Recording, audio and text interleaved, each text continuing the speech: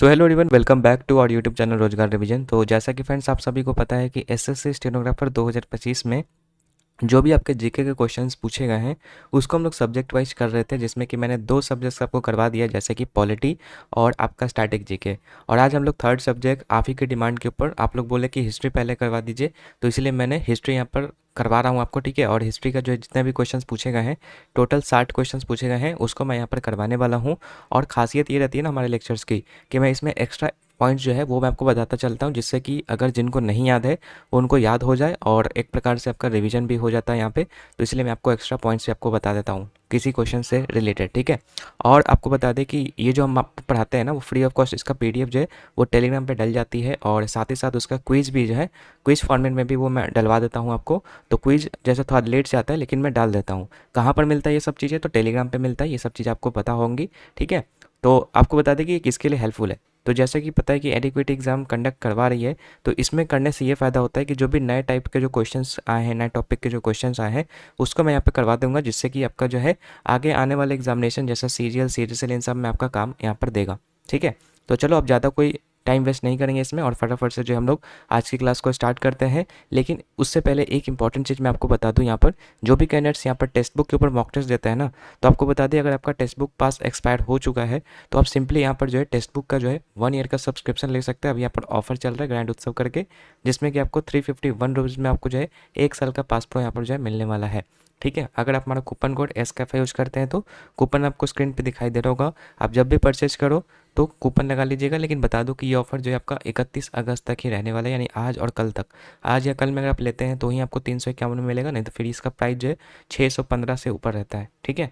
तो देख लीजिएगा, जिसका अगर एक्सपायर हो चुका है वो ले लीजिएगा, और जिसका होने वाला होगा ना वो भी ले सकते हैं, वो ऐड हो जाता है आपका, ठीक है। चलो स्टार्ट करते हैं अब हमारे आज के इस लेक्चर को। एंड फर्स्ट क्वेश्चन यहाँ पर जो है हम लोग यहाँ पर देखेंगे। तो फर्स्ट क्वेश्चन आप सभी के सामने ये है कि यह स्थापत्य शैली निम्नलिखित विशेषताओं से परिभाषित होती है, जैसे कि रिब्ड वॉल्ट, नुकीले मेहराब, उड़ते हुए बट्रेस और रंगीन कांच की खिड़कियां। मतलब ये सब जो चीज़ें हैं, जो वर्ड्स मैंने यूज किया यहाँ पे, वो कौन से यहाँ पर जो है वास्तुकला से रिलेटेड है, वो आपका पूछा है यहाँ पर। तो देखो रिब्ड वॉल्ट ये सब जो है आपका गौथिक वास्तुकला से यहाँ पर जो रिलेटेड है, तो ऑप्शन नंबर डी जो इसका करेक्ट आंसर हो जाएगा। अब देखो वास्तुकला जब यहाँ पर आया है तो हम जितने भी आपके जो है स्टाइल्स हैं ना, उसको हम यहाँ पर थोड़ा सा डिस्कस कर लेते हैं। जैसे सबसे पहले बात करते हैं मुगल शैली की। तो मुगल शैली की बात करेंगे तो बड़ा यह शैली जो है वो 16वीं से 18वीं शताब्दी के बीच में जो है भारत में विकसित हुई। इसमें इस्लामी, फारसी और भारतीय वास्तुकला का जो है मिश्रण देखने को मिलता है। और लाल बलुआ पत्थर, संगमरमर, विशाल गुंबद, मीनारे, बाग बगीचे और नक्काशीदार सजावटें इसकी जो है प्रमुख विशेषताएं यहाँ पर है। जैसे आप देखे होंगे कि रेड फोर्ट जो कि शाहजहां ने बनवाया था, तो वो जो आपका लाल बलुआ पत्थर से बना हुआ है, ठीक है। उसके बाद संगमरमर जैसे कि आपका ताजमहल है। तो मतलब इन सब का यूज किया जाता था जो भी आपका मुगल जो है आपका काल था उस समय, ठीक है। उदाहरण के तौर पर जैसे ताजमहल, लाल किला, फतेहपुर सीकरी, हुमायूं का मकबरा, ये सब जो आपका मुगल शैली पे ही आपका बना हुआ है, ठीक है। उसी प्रकार से दक्कन यानी कि दक्षिण भारत की शैली की बात करेंगे तो बड़ा कि यह शैली जो है मुख्य रूप से विजयनगर, बीजापुर और गोलकुंडा जैसे राज्यों में विकसित हुई, जो कि आपका साउथ में जो आपका ये इंपॉर्टेंट यहाँ पर जो है साम्राज्य था। इसमें द्रविड़ यानी कि दक्षिण भारतीय और इस्लामी प्रभावों का जो है मिश्रण पाया जाता है। विशाल किले, मस्जिद, महल और गुंबदकार मकबरे जो है इसके प्रमुख लक्षण है। जैसे कि जो आपका बीजापुर का गोल गुंबज है, चार मीनार है हैदराबाद का, और विजयनगर साम्राज्य के जो मंदिर हैं वो सब जो आपका दक्कन जो शैली है उसका यहाँ पर जो है एग्जाम्पल है, ठीक है।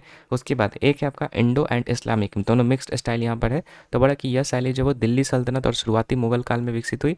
इसमें इस्लामी स्थापत्य के तत्व जैसे कि मेहराब, गुंबद, मीनारे और जालीदार खिड़कियाँ जो है वो शामिल है, ठीक है। इंडो मुस्लिम मिक्स्ड वाला हम पढ़ रहे हैं यहाँ पे। साथ ही भारतीय निर्माण तकनीक का प्रयोग भी यहाँ पर होता था। लाल बलुआ पत्थर और संगमरमर का खूब उपयोग किया गया इसमें, और जैसे कि एग्जाम्पल के तौर पे कुतुब मीनार, अलाई दरवाज़ा, अलाउद्दीन खिलजी की जो भी इमारतें हैं वो सब आपका जो है इंडो मुस्लिम यहाँ पर जो है आर्किटेक्चर का यहाँ पर जो है एग्जाम्पल है, ठीक है। और गौथिक वास्तुकला तो मैंने बता ही दिया था अभी। तो इस ये जो है आपको बता दें कि यूरोप में जो 12वीं और 16वीं शताब्दी के बीच में विकसित थी, ठीक है। और इसकी मुख्य विशेषता थी कि यहाँ पर नुकीले मेहराब, पसलीदार गुंबद, उड़ते हुए बट्रेस, ठीक है, और रंगीन कांच की खिड़कियाँ जो है वो देखने को मिली थी। इसका मुख्य उपयोग मतलब प्रयोग जो है मुख्य रूप से चर्च और कैथेड्रल बनाने में हुआ था। मतलब ज़्यादातर जो चर्च और कैथेड्रल था, ठीक है, जो कि मतलब ईसाई धर्म से रिलेटेड है, वो गौथिक वास्तुकला उसी से रिलेटेड है, ठीक है। जैसे मुस्लिम वाला हम लोगों ने पढ़ा कि मुस्लिम धर्म से है, तो उसी प्रकार से ये ईसाई धर्म से, जैसे कि नोटर डेम कैथेड्रल जो कि आपका पेरिस में है, फिर उसके बाद कोलोन कैथेड्रल जो कि जर्मनी में है। तो वो मतलब जो भी चर्च है ना, ठीक है, चर्च वगैरह जो है इसी आर्किटेक्चर पर जो है बनाए जाते थे, गॉथिक आर्किटेक्चर। ठीक है, तो मैंने चारों शैली यहाँ पर बता दिया। अब नेक्स्ट क्वेश्चन की तरफ बढ़ते हैं। देखो, बोला गुड फ्राइडे को एक सकारात्मक शब्द के रूप में नामित करना जो है ईसाई विद्वानों और परंपराओं के बीच सार्वभौमिक रूप से स्वीकार किया जाता है। ये आपका कथन है। ठीक है, अब असर्शन क्या है, तो मतलब सॉरी रीजन क्या है, तो बोला यीशु का बलिदानपूर्ण मृत्यु के सकारात्मक धार्मिक अर्थ को दर्शाने के लिए जो है इस दिन को गुड कहा जाता है। तो देखो, पहला यहाँ पर कथन तो यहाँ पर बात करेंगे तो वो सही है। ठीक है, लेकिन सॉरी क्या बोल दिया मैंने, पहला जो है आपका गलत है। लेकिन यहाँ पर आर यानी कि रीजन की बात करेंगे कि यीशु की बलिदान मृत्यु के सकारात्मक धार्मिक ग्रंथ को दर्शाने के लिए जो है इस दिन को गुड कहा जाता है। तो रीजन सही है, लेकिन जो असर्शन है ना वो गलत है, यानी कि ऑप्शन नंबर डी जो है यहाँ पे करेक्ट आंसर हो जाए, यानी कि ए असत्य है लेकिन आर सत्य है। अब देखो, इसके बारे में हम लोग जान लेते हैं जो भी आपका गुड फ्राइडे है इसके पीछे क्या यहाँ पर हिस्ट्री है। तो देखो, बोला कि गुड फ्राइडे जो है वो यीशु मसीह के क्रूस पर चढ़ाए जाने की स्मृति में मनाया जाता है। यह दिन जो है मानवता के पापों के लिए जो यीशु के बलिदान का प्रतीक है। इसके पहले दिन जो है मंडी थर्सडे को आखिरी भोज यानी कि लास्ट सपर हुआ था, और यहूदा ये जिसको कि जुदास कहते हैं, ठीक है, इसने यीशु को जो है धोखा दे करके रोमी सैनिकों को सौंप दिया। रोमन गवर्नर पोर्टियस पिलातुस ने यीशु को क्रूस की सजा दी। शुक्रवार को गोलगोथा में यीशु को क्रूस पर चढ़ाया गया। इसे गुड इसलिए कहा जाता है क्योंकि इसमें मानवता का उद्धार हुआ। ठीक है, इसलिए इसको गुड कहते हैं। इस दिन ईसाई लोग उपवास, प्रार्थना और शोक मनाते हैं। गुड फ्राइडे के तीसरे दिन जो है यीशु का पुनरुत्थान हुआ, जिसको कि ईस्टर जो फेस्टिवल होता है ना, ईस्टर फेस्टिवल आपने नाम सुना होगा, उसको ईस्टर कहते हैं। ठीक है, तो ये थोड़ा सा हिस्ट्री है कि कैसे जो है यहाँ पर सूली पर चढ़ाया गया था इनको, और उसी दिन हम लोग जो यहाँ पे सेलिब्रेट करते हैं यहाँ पर गुड फ्राइडे को। ठीक है, गुड इसलिए कहते हैं क्योंकि गुड का अर्थ होता है मतलब इसमें मानवता का क्या हुआ था, उद्धार हुआ था। ठीक है, तो इसलिए यहाँ पर जो है ऑप्शन नंबर डी याद रखिएगा, यहाँ पर करेक्ट आंसर हो जाएगा। आगे आपका तराइन के प्रथम युद्ध में मोहम्मद गौरी को पराजित करने वाले राजपूत शासक जो है वो कौन थे। तो देखो, तराइन के युद्ध के बारे में हम लोग पहले बात कर लेते हैं। ठीक है, ऐसा तो इसका करेक्ट आंसर जो है वो हो जाएगा आपका कौन सा, तराइन का प्रथम युद्ध की बात करें ना, तो ये आपका पृथ्वीराज चौहान और मोहम्मद गौरी के बीच में होता है। तो ऑप्शन नंबर डी इसका करेक्ट आंसर हो जाएगा। अब तराइन के काफ़ी सारे युद्ध हुए थे, उसको हम लोग पर डिस्कस कर लेते हैं। तो देखो, तराइन का जो पहला युद्ध हुआ था वो आपका 1191 ईस्वी में हुआ था, जो कि बोल रहा था कि किसके किसके बीच में हुआ था, तो ये आपका पृथ्वीराज चौहान यानी कि जो चौहान वंश से थे, ठीक है, और मोहम्मद गौरी जो कि आपके गौरी वंश से थे, तो गौड़ वंश, ठीक है, उसके जो है बीच में हुआ था। युद्ध का स्थान की बात करेंगे तो तराइन था, जो कि वर्तमान हरियाणा के पास जो थानेसर वाला इलाका है वहाँ पर है। पृथ्वीराज चौहान जो इस युद्ध में जो है मोहम्मद गौरी को हरा देते हैं। मोहम्मद गौरी जो घायल होकर के जो है युद्ध भूमि से भाग निकलता है। तो ओवरऑल पहला तराइन का युद्ध याद रखना है 1191 में हुआ था, जिसमें कि मोहम्मद गौरी की जीत होती है और पृथ्वीराज चौहान की यहाँ पर जो है हार होती है। फिर दूसरा तराइन युद्ध होता है आपका 1192 मतलब नेक्स्ट ईयर ही। तो अगले वर्ष फिर से मोहम्मद गौरी ने बड़ी तैयारी और विशाल सेना के साथ फिर से आक्रमण करता है। इस बार जो पृथ्वीराज चौहान जो वो हार जाता है, मतलब इस बार कौन जीतता है, इस बार मोहम्मद गौरी जीतता है। पृथ्वीराज चौहान को बंदी बना लिया गया और बाद में उनकी मृत्यु हुई। इस युद्ध के बाद उत्तरी भारत में मुस्लिम सत्ता की नींव पड़ी, जिसने आगे चल करके जो है दिल्ली सल्तनत का रूप ले लिया। यही जो आपका मोहम्मद गौरी जब जीता तो धीरे धीरे जो है उत्तर भारत में जो है मुस्लिम का जो वर्चस्व है मुस्लिम साम्राज्य का, वो धीरे धीरे क्या होने लगा, बढ़ने लगा। और फिर जाकर के जो है आपका इंडिया में जो है कह सकते हैं कि जो भी आपका मुगल में जो दिल्ली सल्तनत था, ठीक है, उसका जो है यहाँ पे रूप ले लिया था आगे चल करके। ठीक है, तीसरा तराइन युद्ध की बात कर लेते हैं हम लोग, एक 1216 में हुआ था। ठीक है, वो तो 1191 और 92 में था, जो कि आपका गौरी और चौहान के बीच में हुआ था। लेकिन जो तीसरा वाला हुआ था इसमें जो है दिल्ली का शासक जो इल्तुतमिश, जो कि जो मामलुक वंश होता है यानी कि जो स्लेव डायनेस्टी होता है उसका यहाँ पर रूलर था बनाम यल्दीज।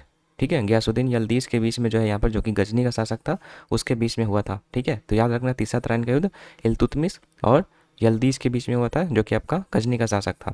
इसमें याद करें तो मोहम्मद गौरी की मृत्यु हो जाती है, मतलब 1206 में जब मोहम्मद गौरी की मृत्यु होती है उसके बाद उनके सेनापतियों में जो है सत्ता का संघर्ष हो जाता है, मतलब जो भी उसके सेनापति थे कि कौन जो है फिर आगे चल के रूल करेगा। ठीक है, तो वही जो आपका तीसरा तराइन का युद्ध होता है 1206 में युद्ध मतलब मृत्यु होता है ना उसके बाद, ठीक है, कि कौन अगला यहाँ पर जिसको सत्ता को संभालेगा, जो उसका सत्ता था। ठीक है, तो युद्ध होता है वही तराइन का युद्ध यहाँ पर है तीसरा वाला। यल्दीज ने दिल्ली पर दावा किया, लेकिन यल्दीज या यल्दौज भी इसको बोला जाता है। ठीक है, दिल्ली पर दावा किया लेकिन इल्तुतमिश ने तराइन में उसे हराया। परिणाम ये हुआ कि इल्तुतमिश की जीत हुई और दिल्ली सल्तनत की स्थिरता मिली। और यहाँ पर बात करें तो ये जो आपका कुतुबुद्दीन ऐबक है ना, ठीक है, मतलब ये बोल रहा था मैं कि जो भी आपका ये गुलाम थे ना, मतलब कह सकते हैं क्या, जो भी मोहम्मद गौरी थे, ठीक है, तो उनके जो भी गुलाम थे उसमें जो है मतलब होड़ हुई कि कौन आगे का सत्ता संभालेगा। उसमें से काफ़ी सारे थे, जैसे कि कुतुबुद्दीन ऐबक थे, यल्दौस थे, कुबाचा थे, मतलब अलग अलग थे। तो अलग अलग साम्राज्य भी इनको मिला था। तो उसमें से जो कुतुबुद्दीन ऐबक थे उन्होंने दिल्ली सल्तनत का नींव रखा था। ठीक है, फिर उसके बाद कुतुबुद्दीन ऐबक के बाद फिर उनका गुलाम इल्तुतमिश आया। गुलाम वंश इसीलिए कहते हैं क्योंकि एक दूसरे के यहाँ पर जो है गुलाम ही मतलब आगे जो है सत्ता को संभालते गए। ठीक है, तो ये चीज़ याद रखिएगा यहाँ पर। तो तीनों तराइन का युद्ध मैंने आपको बता दिया, किसके किसके बीच में हुआ ये भी मैंने आपको बता दिया। अब आगे बढ़ते हैं, नेक्स्ट क्वेश्चन है, किस मुगल सम्राट ने मराठाओं के विरुद्ध दक्कन अभियान जो है चलाया और इस क्षेत्र में जो है लंबा समय यहाँ पर जो है बिताया। तो देखो, दक्कन अभियान की अगर मैं बात करूँ यहाँ पर, तो वो जो है किस मुगल सम्राट ने मराठाओं के विरुद्ध, ठीक है, तो मराठाओं के विरुद्ध जो है दक्कन अभियान चलाया गया था। लेकिन किसने चलाया था, तो याद रखिएगा ये जो है आपका औरंगजेब के द्वारा जो चलाया गया था दक्कन अभियान। ठीक है, बी नंबर जो है करेक्ट आंसर हो जाएगा। अब देखो, औरंगजेब के बारे में हम लोग यहाँ पर बात करते हैं, लेकिन उसके पहले बाकी जो भी ऑप्शन है यहाँ पर उसको डिस्कस कर लेते हैं। तो देखो, मैं आपको टाइम के हिसाब से चलता हूँ। सबसे पहले ऑप्शन में अगर देखो अकबर, ठीक है, अकबर है ना, ठीक है, अकबर का पहले बात करते हैं सबसे पहले, क्योंकि अकबर ही सबसे पहले आया था, जो कि 1556 से 1655। देखो किस तरीके से था मैं आपको बताता हूँ। सबसे पहले बाबर था, ठीक है, फिर उसके बाद हुमायूं आया, फिर उसके बाद अकबर आया। ठीक है, तो अकबर का शासनकाल 1556, क्योंकि 1556 में जब हुमायूं की मृत्यु हो जाती है सीढ़ियों से गिर करके लाइब्रेरी की, तो उसके बाद अकबर आपका जो है सत्ता को संभालता है। उस समय 13 वर्ष मात्र इसका जो है एज था। ठीक है, जिस समय आया था शासन में। तो बता दें कि हुमायूं का पुत्र और सबसे महान मुगल शासक था ये। सुलह कुल नीति अपनाया था, यानी कि सभी धर्मों के प्रति जो वो सहिष्णुता को दर्शाता था। इसी का मतलब होता है सुलह कुल। ठीक है, उसके बाद प्रशासनिक सुधार इसने किया, जैसे कि जो मनसबदारी प्रथा था, जमींदारी व्यवस्था था, इन सब का जो है यहाँ पर विकास किया था। उसके बाद फतेहपुर सीकरी का जो है निर्माण कराया था ये अकबर ने, और साम्राज्य का विशाल विस्तार किया और स्थिरता यहाँ पर जो है प्रदान किया। अकबर के बारे में इतना शॉर्ट में आपको जो अभी याद करना फिलहाल के लिए। कब ये रूल किया था, मतलब इसका कब से स्टार्ट हुआ था, 1556। और ये याद रखिएगा कि उस समय जो इसका उम्र जो है 13 साल मात्र था। ठीक है, उसके बाद जहांगीर की बात कर लेते हैं। तो जहांगीर का शासनकाल जो था वो 1605, यानी कि इसके जस्ट बाद यहाँ पर आया था, और इसी का बेटा था, अकबर का ही बेटा था, अकबर का पुत्र और शाहजहाँ का पिता। ठीक है, ये था आपका जहांगीर। फिर उसके बाद कला, चित्रकला और प्राकृतिक प्रेम के लिए प्रसिद्ध था आपका जो भी जहांगीर था। न्याय की जंजीर यानी कि चेन ऑफ जस्टिस जो है टांगने के लिए प्रसिद्ध था। नूरजहाँ उसकी पत्नी थी, जिसने शासन में जो है काफ़ी प्रभाव डाला। उसके समय में अंग्रेजों को भारत में व्यापार की अनुमति मिली। ठीक है, तो ये चीज़ आपको यहाँ पर याद रखना है जहांगीर के बारे में। फिर है शाहजहाँ, फिर उसके बाद शाहजहाँ आता है जो कि इसका बेटा था जहांगीर का। 1628 से 1658 तक ये रहता है। अकबर का पोता था और जहांगीर का पुत्र था। निर्माणकर्ता सम्राट कहा जाता है इसको। ताजमहल, लाल किला, जमा मस्जिद जैसी जो है भव्य इमारतों का यहाँ पर जिसने निर्माण करवाया था। उसके शासनकाल को मुगल स्थापत्य का स्वर्ण युग कहा जाता है, क्योंकि अलग अलग प्रकार के जो है आर्किटेक्चर का यहाँ पर जो है विकास हुआ था इसमें। अंतिम समय में औरंगजेब ने उसे बंदी बना लिया और आगरा में जो है किले में, आगरा के किले में उसको जो है फिर रखा गया था। मतलब उसी के मतलब बेटे ने जो है उसको बंदी बना लिया और आगरा के किले में उसको रखा था, क्योंकि वो आगे चाहता था कि मैं अब जो है मतलब शासन करूँ। ठीक है, क्योंकि शाहजहाँ के भी दो बेटे थे, एक था आपका दारा सिकोह जो कि बड़ा बेटा था, और एक था औरंगजेब। तो दारा सिकोह को गद्दी पे बैठाना चाहते शाहजहाँ, लेकिन औरंगजेब जो है वो गद्दी पे बैठना चाहता था। तो इसलिए वो बंदी बना लिया था अपने पिता को ही, और उसको जो है लाल किला, जो आगरा का किला है, उसमें जो है यहाँ पे कैद करके रखा था। ठीक है, उसके बाद औरंगजेब की बात करेंगे तो इसका शासनकाल जो है 1658 से लेकर के 1707 के बीच में रहा। शाहजहाँ का पुत्र था और ये अंतिम महान मुगल शासक था। मतलब इसके बाद जो भी मुगल शासक आए ना उतना ज़्यादा प्रोमिनेंट नहीं थे। इसके कारण से ही जो है आपका आप देखेंगे कि जो मुगल शासक था वो आगे अच्छे से कंटिन्यू नहीं कर पाया। अंग्रेज़ों ने उनको जो है दबा दिया। ठीक है, और फिर हम लोग का मतलब इंडिया में जो है अंग्रेज़ों का शासन स्टार्ट हो गया। कठोर धार्मिक नीतियों और गैर मुस्लिम पर जजिया कर लगाने के लिए जो प्रसिद्ध था। जजिया कर मतलब वही जो गैर मुसलमानों पर लगता था, तो उसके लिए मतलब प्रसिद्ध था, मतलब जजिया टैक्स लगाया था इन्होंने। और साम्राज्य का सबसे बड़ा विस्तार किया, लेकिन प्रशासनिक कमजोरी बढ़ी। ठीक है, लंबे समय तक ये जो है दक्कन में युद्धों में उलझा रहा। उसकी मृत्यु के बाद जो है मुगल साम्राज्य तेजी से कमजोर हो गया। देखो दक्कन, देखो आई है ना यहाँ पे, दक्कन अभियान किसने किया था, तो औरंगजेब ने किया था मराठों के खिलाफ। ठीक है, और इस समय जो है आपके जो मराठा साम्राज्य के जो संस्थापक थे, जिनका नाम क्या था, ठीक है, जिनका नाम था आपका शिवाजी। ठीक है, तो उनके खिलाफ जो है मतलब इनका काफ़ी ज़्यादा यहाँ पर संघर्ष हुआ, और उस समय जो है काफ़ी टक्कर भी दिया था वहाँ पर। ठीक है, शिवाजी ने। तो इतना चीज़ आपको यहाँ पर याद रखना है। चलो आगे, नेक्स्ट है आपका मौर्य साम्राज्य की स्थापना जो है किस शासक ने की। काफ़ी इजी से क्वेश्चन है। चंद्रगुप्त मौर्य ने जो है यहाँ पर मौर्य साम्राज्य की स्थापना की थी। तो यहाँ पर जो है कौन सा करेक्ट आंसर हो जाएगा, बी नंबर। अब देखो मौर्य अंपायर के बारे में थोड़ा सा हम लोग यहाँ पर पढ़ लेते हैं। तो मौर्य साम्राज्य की बात करें तो ये 322 ईसा पूर्व से लेकर के 185 ईसा पूर्व तक रहा था। संस्थापक मैंने बता ही दिया, चंद्रगुप्त मौर्य ने 322 ईसा पूर्व में किया था। इस समय के जो प्रधानमंत्री थे मतलब चंद्रगुप्त मौर्य के, वो थे आपके चाणक्य, जिसको कि कौटिल्य भी कहता है। ठीक है, इन्होंने ही आपका जो अर्थशास्त्र है वो लिखा है। राजधानी इनकी जो है पाटलिपुत्र थी पहले, ठीक है, लेकिन बाद में इसको अब देखेंगे कि राजगीर को शिफ्ट किया गया था, ठीक है। सबसे महान शासक की बात करेंगे तो इसमें जो है अशोक महान था, ठीक है, जो कि 268 से 232 ईसा पूर्व रहा। इन्होंने कलिंग युद्ध के बाद जो है अपना मतलब जो भी था उनका हृदय परिवर्तन हुआ और फिर वो जो है युद्ध को छोड़ करके जो है वो बौद्ध धर्म को अपना लिए, ठीक है। तो याद रखिएगा जो अशोक थे उनके बारे में कि बौद्ध धर्म को यहाँ पर जो अपनाया था इन्होंने कलिंग युद्ध के बाद। विशेषताएं क्या क्या थी, तो पहले सबसे बड़ा और केंद्रीकृत भारतीय साम्राज्य था आपका ये मौर्य साम्राज्य, ठीक है, और बहुत बड़ा साम्राज्य था ये। जितने भी आप देखेंगे, ठीक है, तो उसमें सबसे बड़ा साम्राज्य आपका यही था। प्रशासनिक व्यवस्था में जिला, प्रांत और गांव स्तर पर नियंत्रण था, मतलब जिला था, प्रांत था और फिर गांव स्तर, 3 स्तर की यहाँ पर जो प्रशासनिक व्यवस्था थी। व्यापार और सड़क व्यवस्था का विकास हुआ, ठीक है, जैसे उदाहरण के तौर पर उत्तरापथ, दक्षिण पथ मार्ग, मतलब चारों अलग अलग डायरेक्शन था, ठीक है। तो ये चीज़ याद रखिएगा, उत्तर पथ, दक्षिण पथ मार्ग, ठीक है, पूर्व और पश्चिम, इस तरीके से जो इन्होंने सड़क व्यवस्था का भी यहाँ पर जो विकास किया था, मतलब इनके समय में हुआ था। अशोक के शिलालेख और स्तंभ आज भी जो है मौर्य इतिहास के प्रमाण है। पतन की बात करेंगे तो 185 ईसा पूर्व में जो है अंतिम शासक जो बृहदत्त थे ना, ठीक है, वो मौर्य की हत्या जो है पुष्यमित्र शुंग ने कर दी थी। तो ये चीज़ याद रखिएगा, जो अंतिम शासक था मतलब यहाँ पर चंद्रगुप्त मौर्य का, वो आपका बृहदत्त था और उसकी हत्या जो है वो पुष्यमित्र सिंह शुंग, जो कि बृहदत्त के ही जो है आपके कोर्ट में थे, ठीक है, मतलब उन्हीं के जो है साम्राज्य में थे मंत्री के तौर पे। और उन्होंने जो है पुष्यमित्र शुंग नाम था, इन्होंने जो है हत्या करके जो है फिर शुंग वंश की जो है यहाँ पर स्थापना की थी, ठीक है। तो ये आपको थोड़ा सा चंद्रगुप्त मौर्य का मतलब मौर्य साम्राज्य के बारे में मैंने आपको बता दिया, इसको थोड़ा सा याद रखिएगा। आगे बढ़ते हैं। निम्नलिखित में से कौन सी भारतीय उपमहाद्वीप की प्राचीनतम ज्ञात सभ्यता जो है वो मानी जाती है। तो भारतीय उपमहाद्वीप की प्राचीनतम ज्ञात सभ्यता, सबसे प्राचीन यहाँ पर जो सभ्यता की बात करेंगे तो आपका सिंधु घाटी सभ्यता यहाँ पर जो करेक्ट आंसर हो जाएगा सी नंबर, ठीक है। अभी इसके बारे में थोड़ा सा देख लेते हैं। स्थान की बात करते हैं, ऐसे देखो ओवरऑल इसका टाइम पीरियड जो है वो 2500 से 1750 ईसा पूर्व माना जाता है। स्थान की बात करें तो सिंधु नदी व उसकी सहायक नदियों के किनारे, यानी कि जो आज का जो आपका पाकिस्तान जाना जाता है ना, ठीक है, वह उत्तर पश्चिम का जो भारत है, मतलब मान लो कि ये जो इंडिया है, ठीक है, और यहाँ पाकिस्तान है, ठीक है, तो इतना वाला जो एरिया है ना उसमें जो है आपका ये फैला हुआ था सिंधु घाटी सभ्यता, ठीक है। प्रमुख नगर में हड़प्पा, मोहनजोदड़ो, लोथल, कालीबंगन और धोलावीरा जैसे जो है साइट्स थे, ठीक है। इसकी विशेषता थी कि यहाँ पर जो है सुव्यवस्थित नगर योजना देखने को मिली। नगर योजना इसलिए कहते हैं क्योंकि जो भी आपके ग्रिड पैटर्न पर जो है मकान बने हुए थे, पक्की ईंटों की इमारतें बनी हुई थी, जल निकासी प्रणाली जो है काफ़ी ज़्यादा यहाँ पर विकसित थी, और अनाज के भंडारण के लिए जो है ग्रेनरीज, ठीक है, और विशाल स्नानागार, यानी कि जो ग्रेट बात होता है मोहनजोदड़ो में जो है यहाँ पर मिली और उसके लिए जो है काफ़ी ज़्यादा यहाँ पर फेमस है।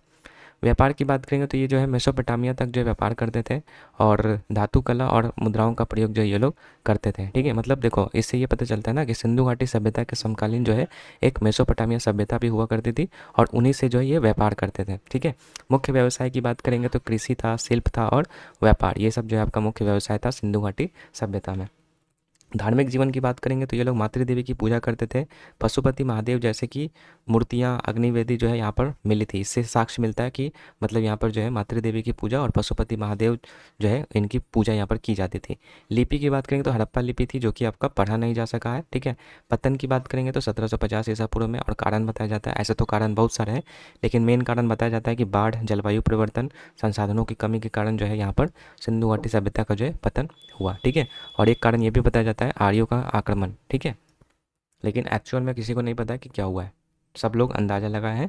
तो ये चीज़ याद रखिएगा 1750 में जो इसका पतन हो जाता है। अब आगे बढ़ते हैं। रास बिहारी बोस के बारे में जो है निम्नलिखित में से कौन सा कथन सही है।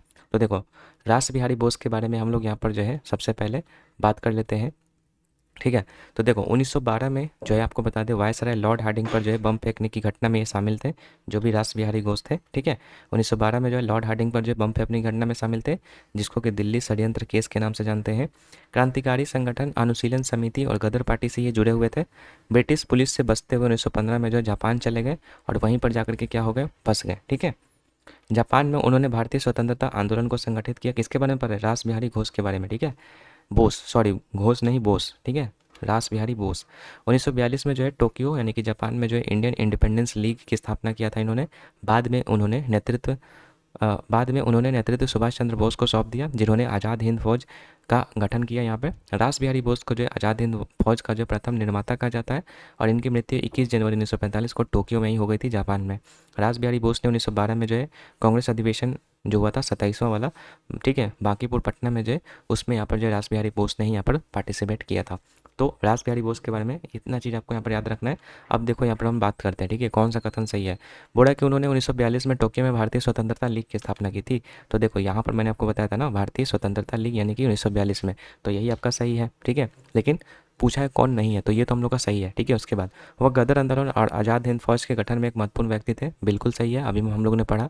उन्होंने प्रतिष्ठित उपाधि order of the rising sun से सम्मानित किया गया, ये तो अभी नहीं पढ़े, छोड़ देते हैं इसको। उसके बाद है वह स्वतंत्र भारत के प्रथम भारतीय सेना कमांडर इन चीफ रहे। तो क्या ये सही है? तो देखो डी नंबर जो है यहाँ पे हम लोग का क्या हो जाएगा, गलत हो जाएगा। बाकी सी सही है, order of the rising sun से सम्मानित किया जा चुका है इनको। लेकिन ये जो है स्वतंत्र भारत के प्रथम भारतीय सेना कमांडर चीफ नहीं थे, तो ये हम लोग का जो है गलत हो जाएगा। तो ऑप्शन नंबर डी जो है हम लोग का करेक्ट आंसर हो जाएगा, क्योंकि हम लोगों को सही नहीं पूछा था, ठीक है। चलो, तो ये मैंने बता दिया, ये जो भी पॉइंट्स मैंने आपको बताया ना, उसको आपको अच्छे से याद कर लेना है, ठीक है। चलो, तालीकोटा युद्ध में विजयनगर साम्राज्य को पराजित करने वाले सल्तनों के संघ का नाम क्या था, ठीक है। देखो तालीकोटा, जिसको कि राक्षस तांगड़ी का युद्ध भी कहते हैं, तो सबसे पहले बता दूं कि ये जो युद्ध हुआ था आपका, जो विजयनगर अम्पायर और जो आपका एक 5 अंपायर्स का ग्रुप था, ठीक है, जो मैं आपको बता ही देता हूँ यहाँ पे। देखो तालीकोटा के सबसे पहले आपको बता दें 1565 ईस्वी में हुआ था, 23 जनवरी 1565 को हुआ था। स्थान कहाँ पर था? तो तालीकोटा था। वर्तमान में ये उत्तरी कर्नाटका में पड़ता है। इसको राक्षस तांगड़ी भी कहते हैं, याद रखिएगा। पक्षकार मतलब किसके किसके बीच में होता? तो एक पहले मतलब एक ओर से आपका विजयनगर साम्राज्य था, ठीक है, उधर से आपका राजा अलिय रामा राय था, और दूसरी ओर से जो है दक्कन सल्तनत का संघ, जो कि बीजापुर, गोलकुंडा, अहमदनगर, बीदर ये था, ठीक है, दक्कन सल्तनत का संघ था यहाँ पर, ठीक है। कौन कौन था इसके अंतर्गत, ये भी मैंने आपको बता दिया। तो इसके बीच में होता, कारण क्या था? तो दक्कनी सल्तनों और विजयनगर के बीच में राजनीतिक व आर्थिक प्रतिस्पर्धा थी, और वो शुरू से ही था, ठीक है। तो इसलिए प्रतिस्पर्धा था कि मतलब राजनीति और आर्थिक प्रतिस्पर्धा, इसके कारण से जो यहाँ पर ये युद्ध हुआ था आपका, ठीक है। विजयनगर का दक्षिण भारत पर प्रभुत्व था। परिणाम ये रहा कि विजयनगर सेना इसमें जो हार जाती है। राजा जो अली रामा राय था, ठीक है, वो मारा जाता है इसमें।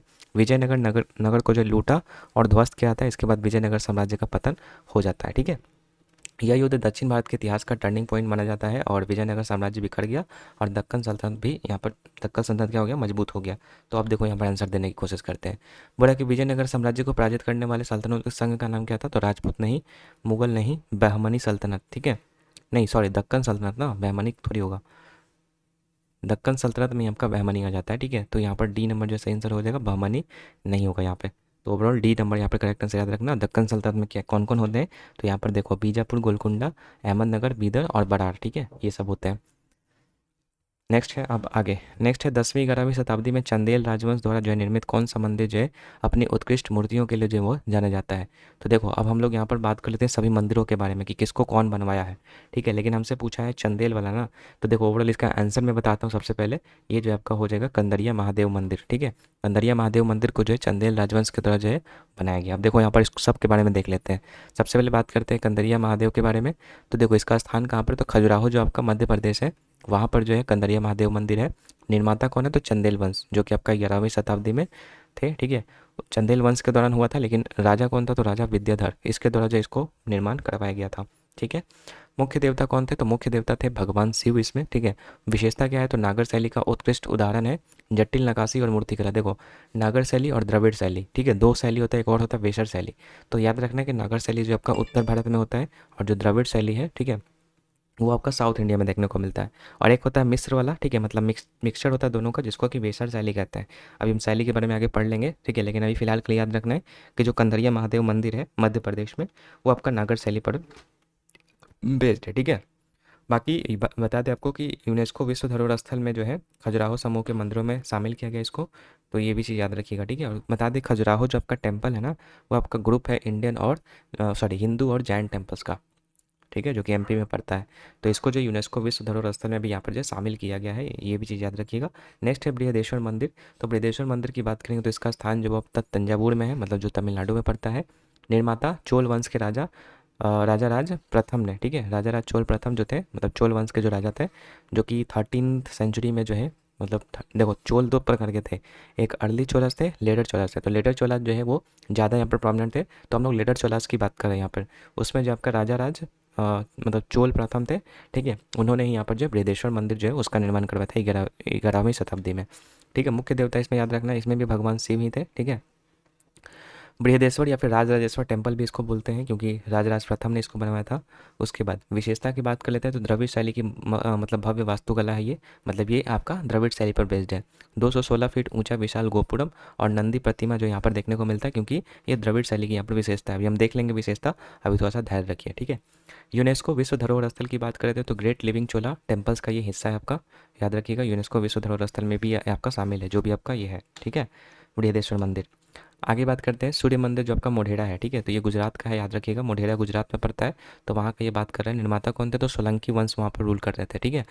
सोलंकी वंश के एक राजा थे जिनका नाम था भीमदेव प्रथम। उन्होंने ही जो है 11वीं सदी में यहाँ पर जो इसको बनवाया था। मुख्य देवता इसमें सूर्यदेव है। विशेषता क्या है, तो सूर्यमंडल की दिशा में निर्मित सुंदर सभा मंडप, सूर्यकुंड और उत्कृष्ट मूर्तिकला यहाँ पर जो है मतलब पाई जाता है, ठीक है। तो सूर्य मंदिर मोढेरा के बारे में ये सब फैक्ट्स आपको याद रखना है, और ये भी कि भीमदेव प्रथम ने इसको बनाया था, जो कि आपके सोलंकी वंश के रूलर थे। आगे है लिंगराज मंदिर, ठीक है, तो लिंगराज मंदिर आपका भुवनेश्वर ओडिशा में पड़ता है। निर्माता जो है सोमवंशी राजा ययाति प्रथम ने किया था। मुख्य देवता इसमें जो है भगवान हरिहर है, यानी कि शिव और विष्णु का संयुक्त रूप, जिसको हरिहर बोलते हैं। तो शिव और विष्णु के संयुक्त रूप यहाँ पर देखने को मिलते हैं। विशेषता की बात करेंगे तो कलिंग शैली के जो है भव्य वास्तुकला, ऊंचा शिखर 180 फीट तक का, विशाल प्रांगण और उनके छोटे छोटे मंदिर जो है यहाँ पर देखने को मिलते हैं, ठीक है। तो चारों मंदिर के मैंने आप बारे में बता दिया आपको, कौन किसके द्वारा बनाया गया है, ये भी आपको यहाँ पर याद रखना है, ठीक है। तो चंदेल वाला याद रखना है, कंदेरिया महादेव मंदिर, ठीक है, जो कि आपका नागर शैली पे बना हुआ है। आगे बात करते हैं उत्तर पश्चिम भारत में जो है अरब आक्रमण को सफलतापूर्वक विफल करने वाले प्रतिहार शासक जो है वो कौन था। मतलब जो उत्तर पश्चिम वाला जो भारत था, उसमें अरब का जो आक्रमण हुआ था उसको विफल करने में कौन जो है सबसे ज़्यादा यहाँ पर थे, तो नागभट्ट प्रथम यहाँ पर जो आपको याद रखना है, यानी कि बी नंबर जो है करेक्ट आंसर यहाँ पे हो जाएगा, नागभट्ट प्रथम, जो कि आपके कौन से प्रतिहार शासक थे, मतलब प्रतिहार शासक थे ये। तो देखो प्रतिहार वंश के बारे में हम लोग यहाँ पर बात कर लेते हैं। तो प्रतिहार वंश की बात कर लेते हैं तो 8वीं से 11वीं शताब्दी के बीच ये लोग थे, ठीक है। उद्गम की बात करेंगे तो इस वंश को जो है गुर्जर प्रतिहार भी कहा जाता है, ठीक है। राजधानी इनकी जो है प्रारंभ में उज्जैन थी, लेकिन बाद में जो ये कन्नौज शिफ्ट हुआ था, ठीक है, प्रतिहार वंश की। संस्थापक नागभट्ट प्रथम थे, जो कि 8वीं शताब्दी में इसको किया गया था। महान शासक में बात करें तो नागभट्ट प्रथम तो थे ही जो संस्थापक थे, इसके अलावा नागभट्ट द्वितीय जो कि अरब आक्रमणियों को हराए थे, ठीक है। उसके बाद मिहिर भोज याद रखना है आपको। मिहिर भोज के बारे में याद रखना है कि ये जो है आपका सबसे प्रसिद्ध शासक थे और साम्राज्य का विस्तार किया था, ठीक है। इनको भोज महान के नाम से भी जाना जाता है, जो कि 836 से लेकर के 885 ईस्वी तक जो ये रहे थे, ठीक है, मिहिर भोज, जो कि आपका प्रतिहार वंश से ही संबंधित है। धर्म और संस्कृति की बात कर लेंगे इसमें, तो प्रतिहार शासक जो वैष्णव धर्म के अनुयायी थे, मतलब वैष्णव धर्म को मानते थे, परंतु अन्य धर्म के प्रति जो है वो सहिष्णु थे, मतलब कि अन्य धर्मों को भी मतलब मानते जरूर थे यहाँ पर वैष्णव धर्म को, लेकिन अन्य जो धर्म थे उनका भी यहाँ पर जो रिस्पेक्ट करते थे, ठीक है। कला और स्थापत्य को बढ़ावा दिया गया था इनके शासनकाल में, और कई मंदिरों का निर्माण जो वो किया गया था। तो प्रतिहार वंश के बारे में आपको यहाँ पर क्या याद रहना चाहिए, ठीक है, कि नागभट्ट प्रथम जो इसके संस्थापक थे, और जो भी आपका अरबों का यहाँ पर आक्रमण हुआ था ना, उनको दबाने में जो ये क्या थे, सक्षम थे। तो याद रखना ये चीज़। चलो आगे नेक्स्ट है अब आपका, देखो और भी इसमें है, देखो कन्नौज जो आपका संघर्ष हुआ था, मतलब जिसको क्या बोलते हैं, त्रिपार्टाइट स्ट्रगल जिसको बोलते हैं, तो उसमें भी ये शामिल थे। इसमें कौन कौन थे, तो प्रतिहार थे, पाल थे और राष्ट्रकूट थे, ठीक है। कन्नौज पर अधिकार के लिए ये आपका संघर्ष चला था, त्रिपक्षीय संघर्ष, तो उसमें जो आपका ये शामिल थे। पतन की बात कर लेंगे हम लोग यहाँ पे, तो 10वीं से 11वीं शताब्दी में वंश जो है कमज़ोर हो गया, और अंततः 11वीं शताब्दी में चौहान और अन्य राजपूत वंशों ने इनको पराजित कर दिया। प्रतिहारों ने अरब आक्रमण को रोका और भारत की सांस्कृतिक धरोहर को सुरक्षित रखा। कला और स्थापत्य के संरक्षण के कारण इन्हें उत्तर भारत का संरक्षक भी यहाँ पर जो है माना जाता है, ठीक है। तो ओवरऑल आपको इनके बारे में याद रखना है, प्रतिहारों के बारे में। आगे है मुगल शासन के संदर्भ में किसे जो है शेखजादा या फिर हिंदुस्तानी यहाँ पर जो है कहा जाता था, ठीक है। मुगल शासन के संदर्भ में पूछा शेखजादा या फिर हिंदुस्तानी किसको कहा जाता था, तो ऑप्शन देख लेते हैं हम लोग यहाँ पर। तो इसका जो है सही आंसर होना चाहिए, ये बोल रहा मुगल की सेवा करने वाले, ये तो होगा नहीं, ठीक है। देखो मुगल की सेवा करने वाले तुर्क मूल के मध्य एशियाई कुलीन थे, नहीं। राजपूतों को उनकी वफादारी के लिए जो है उच्च पदों पर जो है पदोन्नत किया गया था, नहीं। सफवीद ईरान से भर्ती के लिए जो है फारसी शिक्षित अधिकारी, सफवीद, ये भी नहीं होना चाहिए। आगे मुगल शासन के दौरान प्रशासनिक पदों पर जो है आसीन रहे मूल निवासी मुसलमान, यहाँ पर हाँ ये होना चाहिए करेक्ट आंसर। मुगल शासन के दौरान जो प्रशासनिक पद था ना, उस पर जो है मूल निवासी मुसलमान ही थे, ठीक है। तो डी नंबर जो है करेक्ट आंसर हो जाएगा, बाकी सारा का सारा यहाँ पर क्या होगा, गलत होगा, ठीक है। शेखजादा या हिंदुस्तानी जो है उन्हीं को कहा जाता था, ठीक है, जो प्रशासनिक पदों पर जो वो आसीन थे। तो डी नंबर यहाँ पर याद रखना है करेक्ट आंसर। नेक्स्ट बात करते हैं आपका मुगल साम्राज्य के बारे में, जो भी इंपॉर्टेंट चीज़ें हैं, ठीक है, जो भी आर्किटेक्चर्स हैं उनके बारे में देख लेते हैं। तो देखो बोला कि मुगल साम्राज्य में सर्वोच्च सत्ता जो है वो बादशाह कहलाता था, ठीक है, जिसको कि सम्राट कहते थे। मुगल शासन केंद्रीकृत राजतंत्र था, मतलब कि एक सत्ता जो है वो एक केंद्र में जो वो नहीं था, सब मतलब यही पावरफुल था, ठीक है। उसके बाद सम्राट की आज्ञा को फरमान कहा जाता था। मुगल सम्राटों के शासन हेतु जो है मनसबदारी प्रणाली को अपनाई गई थी। मनसबदारी का मतलब होता है कि एक लैंड का जो है यहाँ पर मनसब प्रोवाइड होता है कि हाँ ये आप इस ये मतलब जो भी है आपका, इसमें जो आप अपना टैक्स वगैरह वगैरह जो है मतलब कलेक्ट कर सकते हैं और अपना उससे जो है घर चला सकते हैं, ठीक है। तो मनसब का मतलब यही था। मनसब का अर्थ होता है पद, रैंक या फिर दर्जा।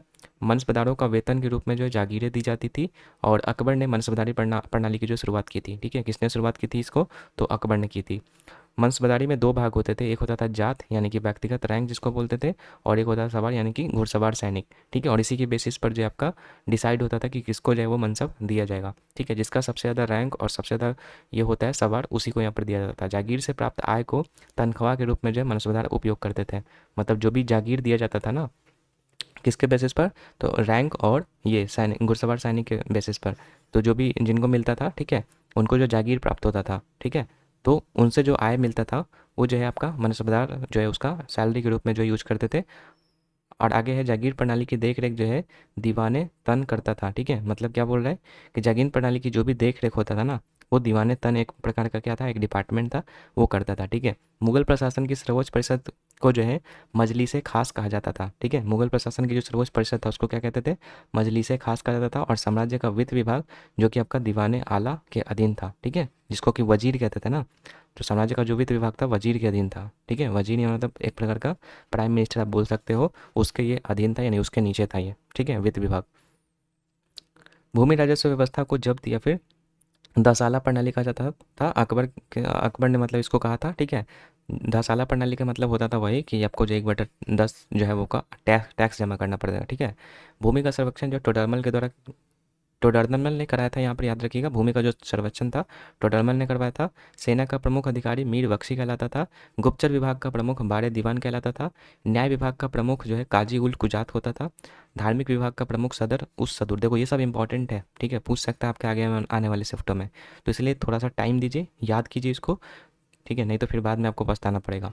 मुगल सूबो यानी कि जिसको प्रांत कहते थे, उसका शासन जो है सूबेदार या नायाब सूबेदार करता था। सूबे का वित्त अधिकारी जो है वो दीवान कहलाता था।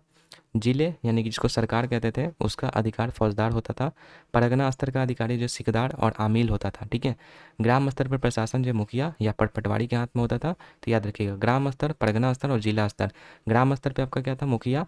परगना स्तर पर जो आपका सिकदार या आमील, और जिला स्तर पर जो है सरकार, ठीक है। ये चीज़ आपको यहाँ पर जो है याद रखना है, ये इंपॉर्टेंट है। चलो आगे बढ़ते हैं, नेक्स्ट क्वेश्चन की तरफ। हो रहा है निम्नलिखित में से कौन सा स्मारक एवं उसकी वास्तुशैली का युग में जो है सही है? तो देखो, खजुराहो टेम्पल, फ्रांसीसी भाव नहीं, कुतुब मीनार भारत इस्लामी शैली, जी हाँ बिल्कुल। बाकी इंडिया गेट राजपूत शैली नहीं, लोटस टेम्पल मुगल शैली बिल्कुल भी नहीं। ऑप्शन नंबर बी जो है सही आंसर है, क्योंकि जो कुतुब मीनार है वो भारत इस्लामी शैली, जो हम लोगों ने ऊपर पढ़ा था ना भारत इस्लामिक शैली, ठीक है, तो उसी में उसमें तो था ना कि कुतुब मीनार जो है वो आपका भारत इस्लामिक शैली पर जो है वो आपका बना हुआ है। तो बी नंबर यहाँ पर जो है करेक्ट आंसर हो जाएगा। बाकी देखो, खजुराहो टेम्पल की बात करेंगे, ठीक है, तो ये गलत हो जाएगा। खजुराहो को मंदिर जो मध्य प्रदेश में लोकेटेड है, जिनको कि चंदेल राजाओं ने जो बनवाया था। इसके अलावा इनकी वास्तुकला जो है वो नागर शैली में है, ठीक है। नागर शैली मीन्स कि जो उत्तर भारत की जो शैली है उसमें ये बना हुआ है। यह मंदिर अपनी संभोग मुद्राओं और सुंदर मूर्तिकला के लिए जो यहाँ पे प्रसिद्ध है। फ्रांसीसी शैली में इनका कोई संबंध नहीं है, तो इसलिए ये गलत है आपका।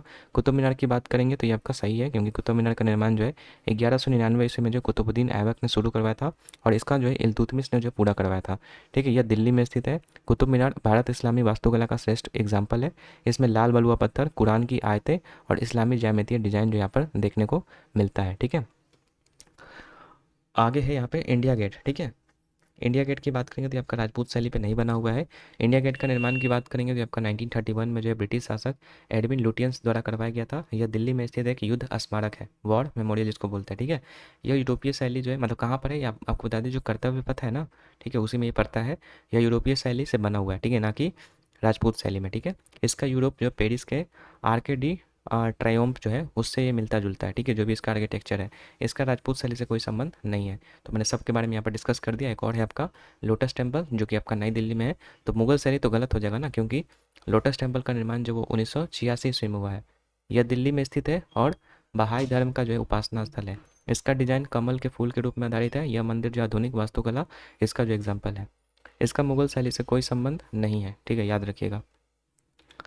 आगे बात करते हैं, देखो थोड़ा सा छोटा फॉन्ट है लेकिन मैं आपको बोलता हूँ यहाँ पर याद रखिएगा। पूछा यहाँ पर नीचे दो कॉलम दिए गए हैं, कॉलम ए में घटनाएं या शख्स और कॉलम बी में सही विवरण। तो कॉलम ए को कॉलम बी से यहाँ पर मिलाना है। देखो एंग्लो सिख युद्ध की बात करें, सहायक संधि, उसके बाद sir Charles Napier, Sindh Sindh नदी और 1832 की संधि। तो देखो हम सब के बारे में यहाँ पर डिस्क्राइब कर देते, फिर उसके बाद जो आप इसको आराम से बना सकते हैं। तो देखो सबसे पहले बात कर लेते हैं हम लोग एंग्लो सिंध संधि की। तो याद रखिएगा कि ये जो आपका ब्रिटिश ईस्ट इंडिया कंपनी और जो सिंध थे, ठीक है, सिंधों के बीच में यहाँ पर जो है संधि हुई थी, इसलिए इसको एंग्लो सिंध संधि कहते हैं। अंग्रेज सिंध पर प्रत्यक्ष अधिकार नहीं चाहते थे, मतलब अंग्रेज ये नहीं चाहते थे कि जो भी सिंध है, ठीक है, वो प्रत्यक्ष रूप से जो वो अधिकार करे, ठीक है, बल्कि उसे अपने सामरिक हितों के लिए जो उपयोग करना चाहते थे। इन संधियों का मुख्य उद्देश्य था कि सिंध को ब्रिटिश व्यापार के लिए खोलना और अफगानिस्तान की दिशा में ब्रिटिश सेना के लिए जो है मार्ग सुनिश्चित करना, ठीक है। बाकी 1832 और 1839 की संधियाँ जो विशेष रूप से महत्वपूर्ण है एंग्लो सिंध संधि की। उसके बाद है सहायक संधि जो कि आपका 1839 ईस्वी में, जिसको कि सब्सिडरी अलायंस कहते हैं इंग्लिश में। बोला कि 1839 में सिंध के अमीरों को अंग्रेजों ने सहायक संधि पर हस्ताक्षर करने के लिए जो है विवश कर दिया। और इस संधि के अंतर्गत जो है अंग्रेजों को सिंध में सेना रखने की अनुमति मिली, मतलब अंग्रेजों को सिंध में सेना, मतलब अंग्रेज जो है सिंध में सेना रख सकते हैं। सिंध के अमीरों को बड़े पैमाने पर जो है धनराशि, यानी कि जिसको चौथ बोलते थे, ठीक है, वो अंग्रेजों को देना पड़ेगा। सिंध जो धीरे धीरे अंग्रेजों के प्रभाव और नियंत्रण में आ गया, और यह कदम जो है अंग्रेजों के अफगान नीति का हिस्सा था, ठीक है, जो कि 39-42 में जो आपका फर्स्ट अफगान वॉर हुआ था ना, ठीक है, उसी का ये हिस्सा था, ठीक है। तो याद रखिएगा कि जो सिंध एंग्लो सिंध जो संधि हुआ था वो किस लिए हुआ था, ये आपको पता चल गया। पहला तो कि उनसे जो है ज़्यादा से ज़्यादा जो है धनराशि इकट्ठा करना, और जो भी अपना सेना है उसमें रखना, ताकि वो जो है जो मतलब क्या बोल सकते हैं, जो भी आपका अफ़गान है, ठीक है, उस पर जो वो नियंत्रण रख सके, ठीक है। तो ये चीज़ आपका हो गया। उसके बाद है आपका सर चार्ल्स नेपियर। तो बोला कि सर चार्ल्स नेपियर जो है एक ब्रिटिश जनरल थे। उन्होंने 1843 ईस्वी में जो सिंध पर आक्रमण करके जो इसे ब्रिटिश साम्राज्य में मिला लिया। उन्होंने मियानी, यानी कि बैटल ऑफ मियानी जो कि आपका 1843 ईस्वी में हुआ था, ठीक है, और दब्बो, ठीक है, बैटल ऑफ दब्बू जो कि आपका 1843 ईस्वी में हुआ था, इसकी लड़ाइयों में जो सिंध के अमीरों को जो है हराया था, ठीक है। सर चार्ल्स नेपियर के बारे में याद रखना है आपको। जीत के बाद जो है नेपियर ने एक प्रसिद्ध टेलीग्राम भेजा था, ठीक है, पेक्काबी, जिसको कि लैटिन शब्द है, मतलब एक प्रकार का, जिसका अर्थ होता है मैंने पाप किया, लेकिन यहाँ वह मजाक में आई हैव सिंध, यानी कि मैंने सिंध जीत लिया कहना चाह रहे थे, ठीक है, मतलब कहना चाह रहे थे कि वो आई हैव सिंध, यानी कि सिंध जीत लिया मैंने, ठीक है, ये कहना चाहता था, लेकिन उन्होंने लैटिन शब्द में मैंने पाप किया ये यहाँ पर लिख दिया था गलती से, ठीक है। तो ये चीज़ याद रखना है। बाकी सिंध नदी के बारे में याद रखना है कि सिंध शब्द प्रायः सिंधु नदी के लिए प्रयोग किया जाता है। सिंधु नदी तिब्बत के मानसरोवर क्षेत्र से निकलती है और पाकिस्तान से बहते हुए जो है अरब सागर में जाकर के मिलती है। इसी नदी के कारण क्षेत्र को सिंध नाम दिया गया। ब्रिटिश काल में यह नदी जो मतलब सामरिक दृष्टि से महत्वपूर्ण थी, क्योंकि यह उत्तर पश्चिम भारत और अफगानिस्तान की ओर ले जाने वाले मार्ग को नियंत्रित करता था, ठीक है। अब देखो यहाँ पर आंसर देने की कोशिश करते हैं। देखो एंग्लो सिंध संधि, ये मैंने आपको बताया था यहाँ पे कि ये जो आपका 1832 ईस्वी में, तो बोला सिंध की नदी नहीं, ये वो नहीं होगा। विलय से पहले सिंधों के अमीरों का होगा क्या, नहीं। इसका वाणिज्यिक महत्व नहीं। सिंध को अपने अधीन करने के लिए जो है सैन्य अभियान का नेतृत्व किया। इसे दुष्टात्मक कहा। ब्रिटेन को अफगानिस्तान और फारस में अपना प्रभाव बढ़ाने में मदद की। तो देखो ओवरऑल जिसका आंसर की बात करेंगे, तो देखो अभी हम लोगों ने पढ़ा था कि एंग्लो रूसी जो आपका ये संधि हुआ था ना, ठीक है, क्या हुआ था ये, चलो हटाओ, पहला वाला अगर नहीं मिल रहा है ना, तो बी वाला तो पता चल रहा है यहाँ पर। जो भी मैंने बताया था सहायक संधि 1839 क्यों किया गया था, तो ये सिंध को अपने अधीन करने के लिए जो है सैन्य अभियान का नेतृत्व किया। वही अंग्रेजों का ये जो है मतलब था, इसको दुष्टात्मक कहा जाता है। तो ओवरऑल यहाँ पर बी का जो है आंसर क्या हो जाना चाहिए, बी का आंसर हो जाना चाहिए, एक मिनट एक मिनट एक मिनट एक मिनट, ये नहीं होगा, 2 नंबर होगा ना, देखो 2 नंबर होगा। क्यों होगा, क्योंकि देखो यहाँ पर क्या लिखा हुआ है, विलय से पहले जो है सिंध के अमीरों पर ये थोपा गया, ठीक है। तो सहायक संधि में तो यही था ना, तो ऑप्शन नंबर बी का जो है यहाँ पर 2 होना चाहिए। तो बी का 2 देख लो कहाँ पर है, ए में, ठीक है। तो ओवरऑल ये वाला आंसर हम लोग का सही हो जाएगा, यानी कि ए का 5 होगा। यानी कि एंग्लो सिंध संधि में बोल रहा है कि ब्रिटेन का अफगानिस्तान और फारस में अपना प्रभाव बढ़ाने में मदद की, ठीक है। हालांकि ऐसा तो कुछ पढ़े नहीं हम लोग। चलो ठीक है, फिर भी ये दे रहा है तो याद रखिए, ठीक है। एंग्लो सिंध संधि में, हालांकि ऐसे एंग्लो सिंध संधि मैंने पूरा डिस्कस कर दिया आपको, क्या था उसमें, कैसे था। आगे बोला कि सर चार्ल्स नेपियर की बात करेंगे, तो सर चार्ल्स नेपियर के बारे में याद रखना है कि सिंध को अपने अधीन करने के लिए जो है सैन्य अभियान का नेतृत्व किया, जिसको कि दुष्टात्मा कहा। और इसके अलावा डी का 3 दे रहा है, यानी कि जो आपका सिंध नदी है, ठीक है, इसका वाणिज्यिक महत्व था, इसने ब्रिटिश को आकर्षित किया, ठीक है, ये दे रहा है। और ई का दे रहा है 1, यानी कि 1832 की जो संधि थी उसमें बोला कि सिंध की नदी और सड़कों को ब्रिटिश व्यापार के लिए जो है वो खोल दिया गया, ठीक है। तो ये आपको जो याद रखना है, तो यहाँ पर ओवरऑल आंसर ए यहाँ पर याद रखना है, ठीक है। चलो आगे बात करते हैं अब हम लोग 40 नंबर क्वेश्चन। 40 नंबर क्वेश्चन है आपका, देखो 1832 का संधि मैंने यहाँ पर डिस्कस नहीं किया था। देखो ये भी याद रखना है कि यह संधि अंग्रेजों और सिंध के अमीरों के बीच हुई थी। हालांकि यही तो शुरू में तो यही था ना आपका एंग्लो सिंध, ठीक है, 32 की संधि नहीं बताया था क्या? नहीं, वो 39 वाला बताया था, सॉरी। चलो ये वाला भी देख लो। 1832 की संधि जो आपका अंग्रेजों और सिंध के अमीरों के बीच हुआ था। संधि की शर्त थी कि अंग्रेजों को जो है सिंध से व्यापारिक मार्ग प्रयोग करने की अनुमति दी गई, लेकिन अंग्रेजों को सैन्य मार्ग प्रयोग करने की अनुमति नहीं थी। मतलब ये था कि अंग्रेजों को जो सिंध से व्यापारिक मार्ग तो कर सकते थे, ठीक है, लेकिन जो सैन्य मार्ग था उसको जो उपयोग नहीं कर सकते थे, व्यापारिक मार्ग पे कर सकते थे। यानी अंग्रेजों को केवल व्यापार हेतु गुजरने की अनुमति थी, ना कि सैन्य दृष्टि से। लेकिन बाद में 1839 की सहायक संधि ने इसे बदल दिया और अंग्रेजों को सैन्य उपयोग की भी अनुमति मिल गई। यानी कि 32 में तो ये था, लेकिन 39 में जो आपका ये हुआ था, आपका क्या बोल सकते हैं, सहायक संधि, तो उसमें जो है अंग्रेजों ने इसको अपने अधीन कर लिया था, ठीक है। नेक्स्ट है आपका हड़प्पा में गोलाकार ईंटों के चबूतरों की पंक्तियों का उपयोग जो है धार्मिक समारोह के लिए किया जाता था। क्या ये आपका सही है? ठीक है, तो नहीं, ऐसा कुछ भी नहीं है, वहाँ पर धार्मिक समारोह तो होता ही नहीं था, तो ये तो गलत ही होगा। आगे बढ़ा कि इन चबूतरों पर जो है गेहूँ और जौ के जो है वो दाने पाए जाते थे, ठीक है। हाँ, तो ये सही है आपका, इन चबूतरों पर जो है गेहूँ और जौ के जो है वो दाने पाए जाते थे। यानी कि ओवरऑल अगर बात करेंगे तो असर्सन तो आपका गलत है, लेकिन रीजन क्या है वो सही है। यानी कि ऑप्शन नंबर कौन सा हो जाएगा? डी नंबर, हाँ ठीक है। ए असत्य है, लेकिन आर क्या है, वो सत्य है। बाकी देखो यहाँ पर हर एक जो साइट है ना, हम लोग सिंधु घाटी सभ्यता का जो कि नहीं पढ़े थे उसको यहाँ पर पढ़ लेते हैं। तो सबसे पहले जो आपका हड़प्पा, जो कि काफ़ी ज़्यादा इंपॉर्टेंट है, सबसे पहले इसी का खोज हुआ था, जो कि वर्तमान में आपका जो है पंजाब पाकिस्तान में पड़ता है। 1921 में जयराम साहनी की तरह जिसको खोज किया गया था, और बोला कि यहाँ से अनाज भंडारण, ठीक है, नृत्य करती मूर्ति और मिट्टी के खिलौने जो है ये सब आपका साक्ष्य जो है मिला हुआ है, ठीक है। यहाँ से जो है मानव अस्थियाँ भी मिली है और जिसमें कि कब्रगाहों की जानकारी मिलती है, ठीक है। नेक्स्ट है आपका मोहनजोदड़ो के बारे में। तो बता दें आपको कि ये जो आपका सिंध का जो प्रांत है पाकिस्तान में, वहाँ पर ये भी लोकेटेड है। 1922 ईस्वी में जो है आर डी बनर्जी ने इसको खोजा है। यहाँ से प्रसिद्ध महान स्नानागार यानी कि ग्रेट बाथ के बारे में जो जानकारी मिलती है। यहाँ से पुजारिन की मूर्ति यानी कि जो प्राइस्टेस स्टैचू है वो मिला है। नृत्य करती युवती, जिसको कि हम लोग नटराज की मूर्ति कहते हैं, वो आपके मिली हुई है, ठीक है। कांसे की मूर्ति है, ये भी याद रखिएगा, पूछा गया था एक बार कि बताइए कि जो आपका मोहनजोदड़ो में जो डांस करती हुई मूर्ति मिली है वो किस चीज़ का था, टेराकोटा था, कांस्य था, तो उसमें कंफ्यूज हो जाते हैं कैंडिडेट्स कि टेराकोटा तो नहीं होगा ना, लेकिन नहीं, टेराकोटा नहीं होगा, कांसे की होगा, ठीक है। और मुद्रा यानी कि सील्स जो वो प्राप्त हुई हैं। अनाज भंडारण भी यहाँ पर देखने को मिला है, तो याद रखिएगा। चनहुद्रो की बात करेंगे तो ये भी आपका सिंध पाकिस्तान में है। इसके खोजकर्ता एन बी मजुमदार है, ठीक है, जो कि 1931 में खोजा गया था। यहाँ से बात करेंगे तो मन के बनाने की जो फैक्ट्री मिली है, मतलब मन के बनाने की फैक्ट्री की यहाँ पर साक्ष्य मिली है। इसे जो है कला शिल्प का केंद्र माना जाता था चनहुद्रो को, ठीक है। फिर उसके बाद है लोथल। लोथल भी इंपॉर्टेंट है। सबसे पहले एस आर राव ने इसको खोजा था 1957 ईस्वी में। यहाँ से जो गोदी यानी कि डॉकयार्ड प्राप्त हुआ, मीन्स की प्राचीन समुद्री व्यापार का जो प्रमाण यानी कि जो बंदरगाह यहाँ पर जो है देखा गया। उसके बाद यहाँ चेस बोर्ड जैसा खेल, रत्न शिल्प कला और धान के अवशेष यहाँ पर देखने को मिले।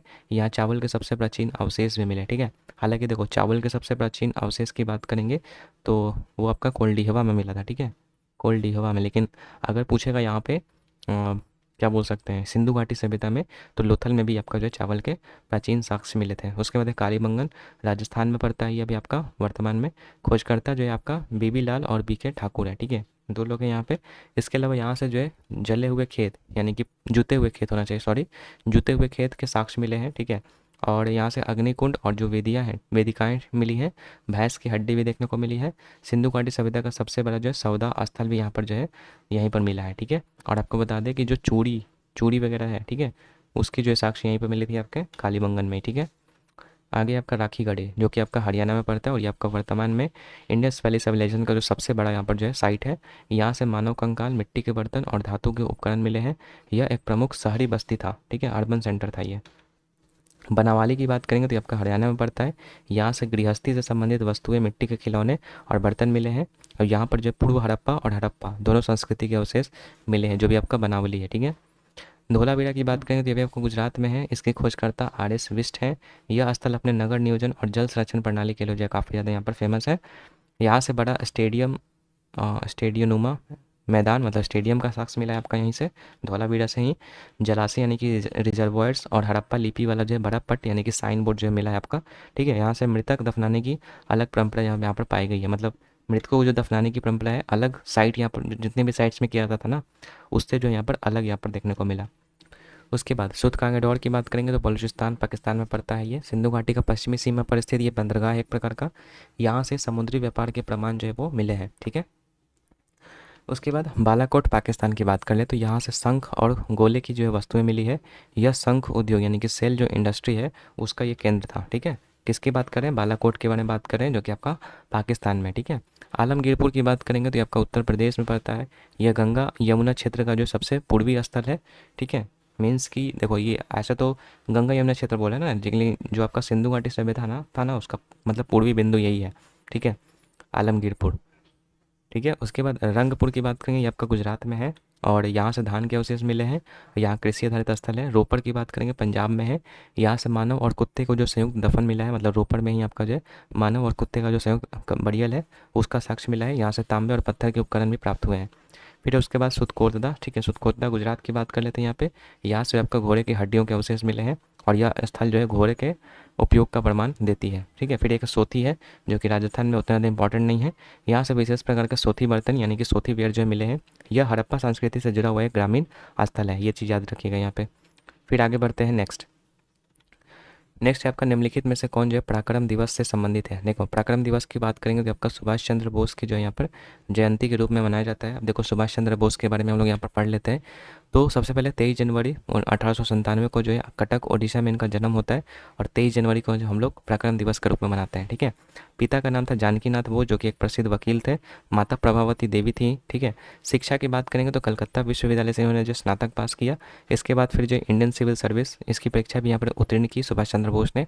1921 ईस्वी में जो अंग्रेजों की गुलामी स्वीकार न करने के कारण ICS से इन्होंने त्याग पत्र दे दिया, मतलब जो भी इंडियन सिविल सर्विस था उसमें से त्याग पत्र दे दिया। और स्वतंत्रता संग्राम की भूमिका में बात करेंगे तो सबसे पहले 1923 में जो इन्होंने भारतीय राष्ट्रीय कांग्रेस में युवा संगठन के नेता बने। 38 में जो है हरिपुरा अधिवेशन में जो है कांग्रेस की अध्यक्षता की, मतलब उसके लिए पहले निर्वाचित हुए। और 1939 ईस्वी में जो है त्रिपुरी अधिवेशन में जो है महात्मा गांधी से मतभेद होने के कारण जो है अध्यक्ष पद से इन्होंने इस्तीफा दे दिया। मतलब देखो 38 में ये लोग इलेक्ट हुए और जीत भी गए, लेकिन 1939 में जो है ये त्रिपुरी अधिवेशन जो था महात्मा गांधी से मतभेद हो गया था उस समय, तो उसमें जो है ये अध्यक्ष पद से क्या दे दिए थे, इस्तीफा दे दिए थे। इसके बाद इन्होंने जो है फॉरवर्ड ब्लॉक यानी कि फॉरवर्ड ब्लॉक की स्थापना की थी, ठीक है, सुभाष चंद्र बोस ने ही। ये चीज़ याद रखिएगा। तो ये सब जो घटनाएं हैं जो कि आपको याद रखना है सुभाष चंद्र बोस से। फिर आज़ाद हिंद फौज की बात करते थे, ठीक है। आज़ाद हिंद फौज में इनका जो काफ़ी ज़्यादा योगदान था, वो रहा कि द्वितीय विश्व युद्ध के समय जो है नेताजी ने जर्मनी और जापान की मदद से जो है आज़ाद हिंद फौज का यहाँ पर जो गठन किया। उसने नारा भी दिया कि तुम मुझे खून दो मैं तुम्हें आज़ादी दूंगा, ठीक है। इसके अलावा जय हिंद को लोकप्रिय बनाया, जो भी आपका नारा है जय हिंद उसको लोकप्रिय बनाया। नारियाँ भी जो है फौज में शामिल की गई। इसमें रानी झांसी रेजिमेंट यानी कि जो कैप्टन लक्ष्मी सहगल के नेतृत्व में इसका स्थापना किया गया, ठीक है। उसके बाद नेताजी का उद्देश्य था कि हथियारबंद क्रांति के माध्यम से जो है भारत को आज़ादी दिलाना, ठीक है। ये मतलब सुभाष चंद्र बोस का जो यहाँ पे था, इनको नेताजी कहा गया था, ये भी याद रखिएगा। उपाधि की बात करेंगे तो नेताजी की उपाधि जो है जर्मनी और आज़ाद हिंद फौज के सैनिकों ने दी थी। वे भारतीय इतिहास में सर्वाधिक साहसी और क्रांतिकारी नेता माने जाते हैं, ठीक है। इनकी मृत्यु 18 अगस्त 1945 को जो है ताइवान में जो है विमान दुर्घटना में उनकी मृत्यु होने की बात कही जाती है, लेकिन एक्चुअल में कोई प्रूफ या फिर एविडेंस नहीं मिला, ठीक है। लेकिन वही बोला कि लेकिन उनकी मृत्यु जो है आज भी विवाद का विषय है, ठीक है। मतलब एक्चुअल में साक्ष्य नहीं मिला कि हाँ इनका मृत्यु इसी प्लेन दुर्घटना में हुआ है, लेकिन ऐसा बताया जाता है, ठीक है। बाकी क्या क्या सम्मान इनको मिल चुका, तो भारत सरकार ने 2021 में उनकी जयंती को पराक्रम दिवस जो घोषित किया। मतलब 23 जनवरी जो था वो 2021 से जो हम लोग पराक्रम दिवस मनाते हैं 23 जनवरी से, ठीक है। कई संस्थान जैसे कि हवाई अड्डे सड़क उनके नाम पर हैं, जैसे कि नेताजी सुभाष चंद्र बोस अंतर्राष्ट्रीय हवाई अड्डा जो कि कोलकाता में है, ठीक है। नारा तो मैंने बता ही दिया कि तुम मुझे खून दो मैं तुम्हें आज़ादी दूंगा, जय हिंद और दिल्ली चलो, ठीक है। ये कब दिया गया था, तुम मुझे खून दो आज़ादी दो, जो आपका ये स्थापना हुआ था ना, क्या बताया था मैंने, ये इंडियन क्या बोला था मैंने, हाँ ये किधर चला गया भाई, हम्म बताया तो था मैंने अभी ना। आज़ाद हिंद फौज, सॉरी भूल गया था मैं। आज़ाद हिंद फौज की गठन जब हो रही थी ना उस समय जो यहाँ पर ये स्लोगन को दिया गया था। इसके अलावा जय हिंद और दिल्ली चलो ये भी नारा जो है इन्हीं के द्वारा दिया गया था। अब नेक्स्ट बात करते हैं। देखो थोड़ा सा लेक्चर लंबा है क्योंकि देखो हर एक चीज़ को हम लोग ये डिस्कस करते हुए चल रहे हैं, तो कोई दिक्कत की बात नहीं है। ज़्यादा से ज़्यादा चीज़ें आपको याद होंगी तो उससे कोई फ़र्क नहीं पड़ता है, ठीक है। चलो 16 नंबर क्वेश्चन की तरफ बढ़ते हैं। बोला कि वह मौर्य सम्राट कौन था जिसे अपने साम्राज्य में जो है गुप्तचर व्यवस्था की स्थापना का जो है श्रेय दिया जाता है, ठीक है। तो क्या पूछा है, वह मौर्य सम्राट कौन था जिसे अपने साम्राज्य में गुप्तचर व्यवस्था मतलब कौन स्टार्ट किया था वो पूछ रहा है मौर्य साम्राज्य में। तो इसका जो करेक्ट आंसर हो जाएगा डी नंबर यानी कि चंद्रगुप्त मौर्य यहाँ पर जो है सही आंसर हो जाएगा, ठीक है। बाकी चंद्रगुप्त मौर्य की बात करें तो प्रारंभिक जीवन की बात करते हैं सबसे पहले। तो जन्म जो है आपका 340 ईसा पूर्व हुआ था, ठीक है। जन्म का स्थान वही पाटलिपुत्रा, जो कि पटना बिहार के निकट है, ठीक है। यह मगध क्षेत्र माना जाता है। गुरु कौन थे? तो गुरु वही चाणक्य कौटिल्य, जिसको कि विष्णुगुप्त भी बोला जाता है। इन्होंने जो है उन्हें राजनीति, युद्ध और कूटनीति की शिक्षा दी। चंद्रगुप्त का बचपन सामान्य था, लेकिन चाणक्य ने उनमें राजनीतिक क्षमता पहचान करके उन्हें प्रशिक्षित किया, ठीक है। साम्राज्य की स्थापना की बात करते हैं तो 321 ईस्वी में जो है इन्होंने चंद्रगुप्त ने नंद वंश यानी कि जो घनानंद नंद वंश के जो मतलब थे घनानंद, ठीक है, उसको हराए और मौर्य साम्राज्य की यहाँ पर स्थापना की है। मौर्य साम्राज्य का पहला सम्राट बने ये, और राजधानी को जो यहाँ पर पाटलिपुत्र इन्होंने बनाया, ठीक है। यूनानी प्रभाव और सिकंदर के उत्तराधिकारी से क्या इनका रिलेशन था?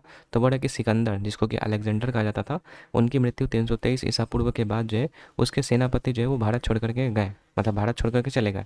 चंद्रगुप्त ने 305 ईसा पूर्व में जो सिकंदर के उत्तराधिकारी जो कि थे सेल्यूकस निकेटर एक, ठीक है, उसको हराया, और इनकी जो बेटी थी, ठीक है, उनसे जो यहाँ पर विवाह कर लिया था, ठीक है। सेल्यूकस की संधि भी होती है 305 ईसा पूर्व में, जिसमें कि बताया जाता है कि सेल्यूकस ने जो है काबुल, गंधार, बल्ख और हेरात जो है चंद्रगुप्त को क्या कर दिए थे? सौंप दिए थे। बदले में चंद्रगुप्त ने सेल्यूकस को 500 हाथी भी दिए थे, ठीक है। इस संधि ने दोनों के बीच विवाह संबंध भी स्थापित किया, मतलब कि अपनी पुत्री से इनका जो विवाह करवाया था सेल्यूकस ने, ठीक है, सेल्यूकस निकेटर ने। बाकी यूनानी दूत मेगास्थनीज को जो है पाटलिपुत्र भेजा गया, ये चीज़ आपको याद रखना है इसमें, ठीक है। उसके बाद प्रशासन की बात करें तो मौर्य शासन एक केंद्रित राजतंत्र था, मतलब इसमें भी केंद्रित था, मतलब पूरा सत्ता जो है एक केंद्र के हाथों में थी। शासन व्यवस्था का विस्तृत वर्णन जो है मेगास्थनीज की पुस्तक इंडिका और कौटिल्य के अर्थशास्त्र में यहाँ पर जो है वो मिलती है, ठीक है, कि किस तरीके से जो आपका मौर्य शासन था।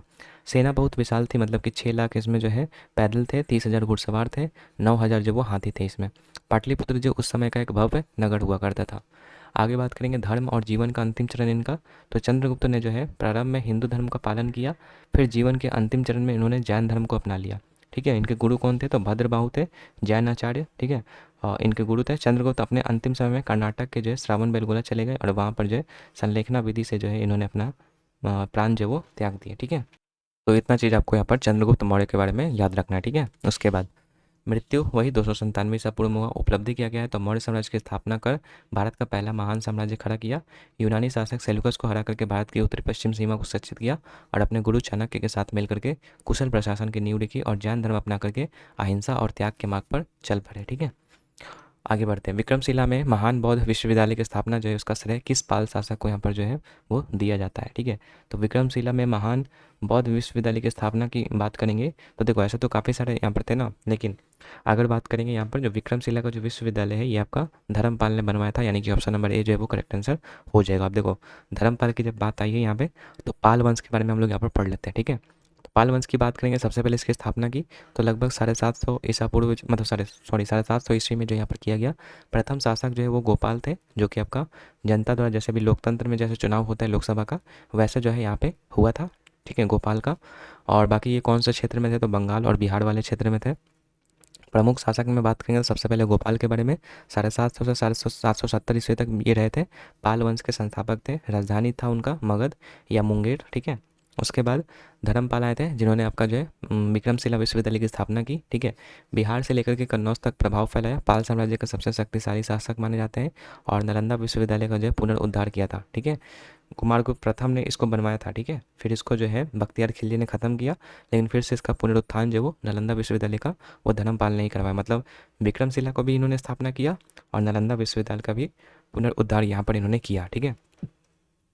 फिर याद रखना आपको देवपाल के बारे में 810 से 850 ईस्वी में तक ये रहे थे। साम्राज्य का विस्तार असम, उड़ीसा और नेपाल तक किया।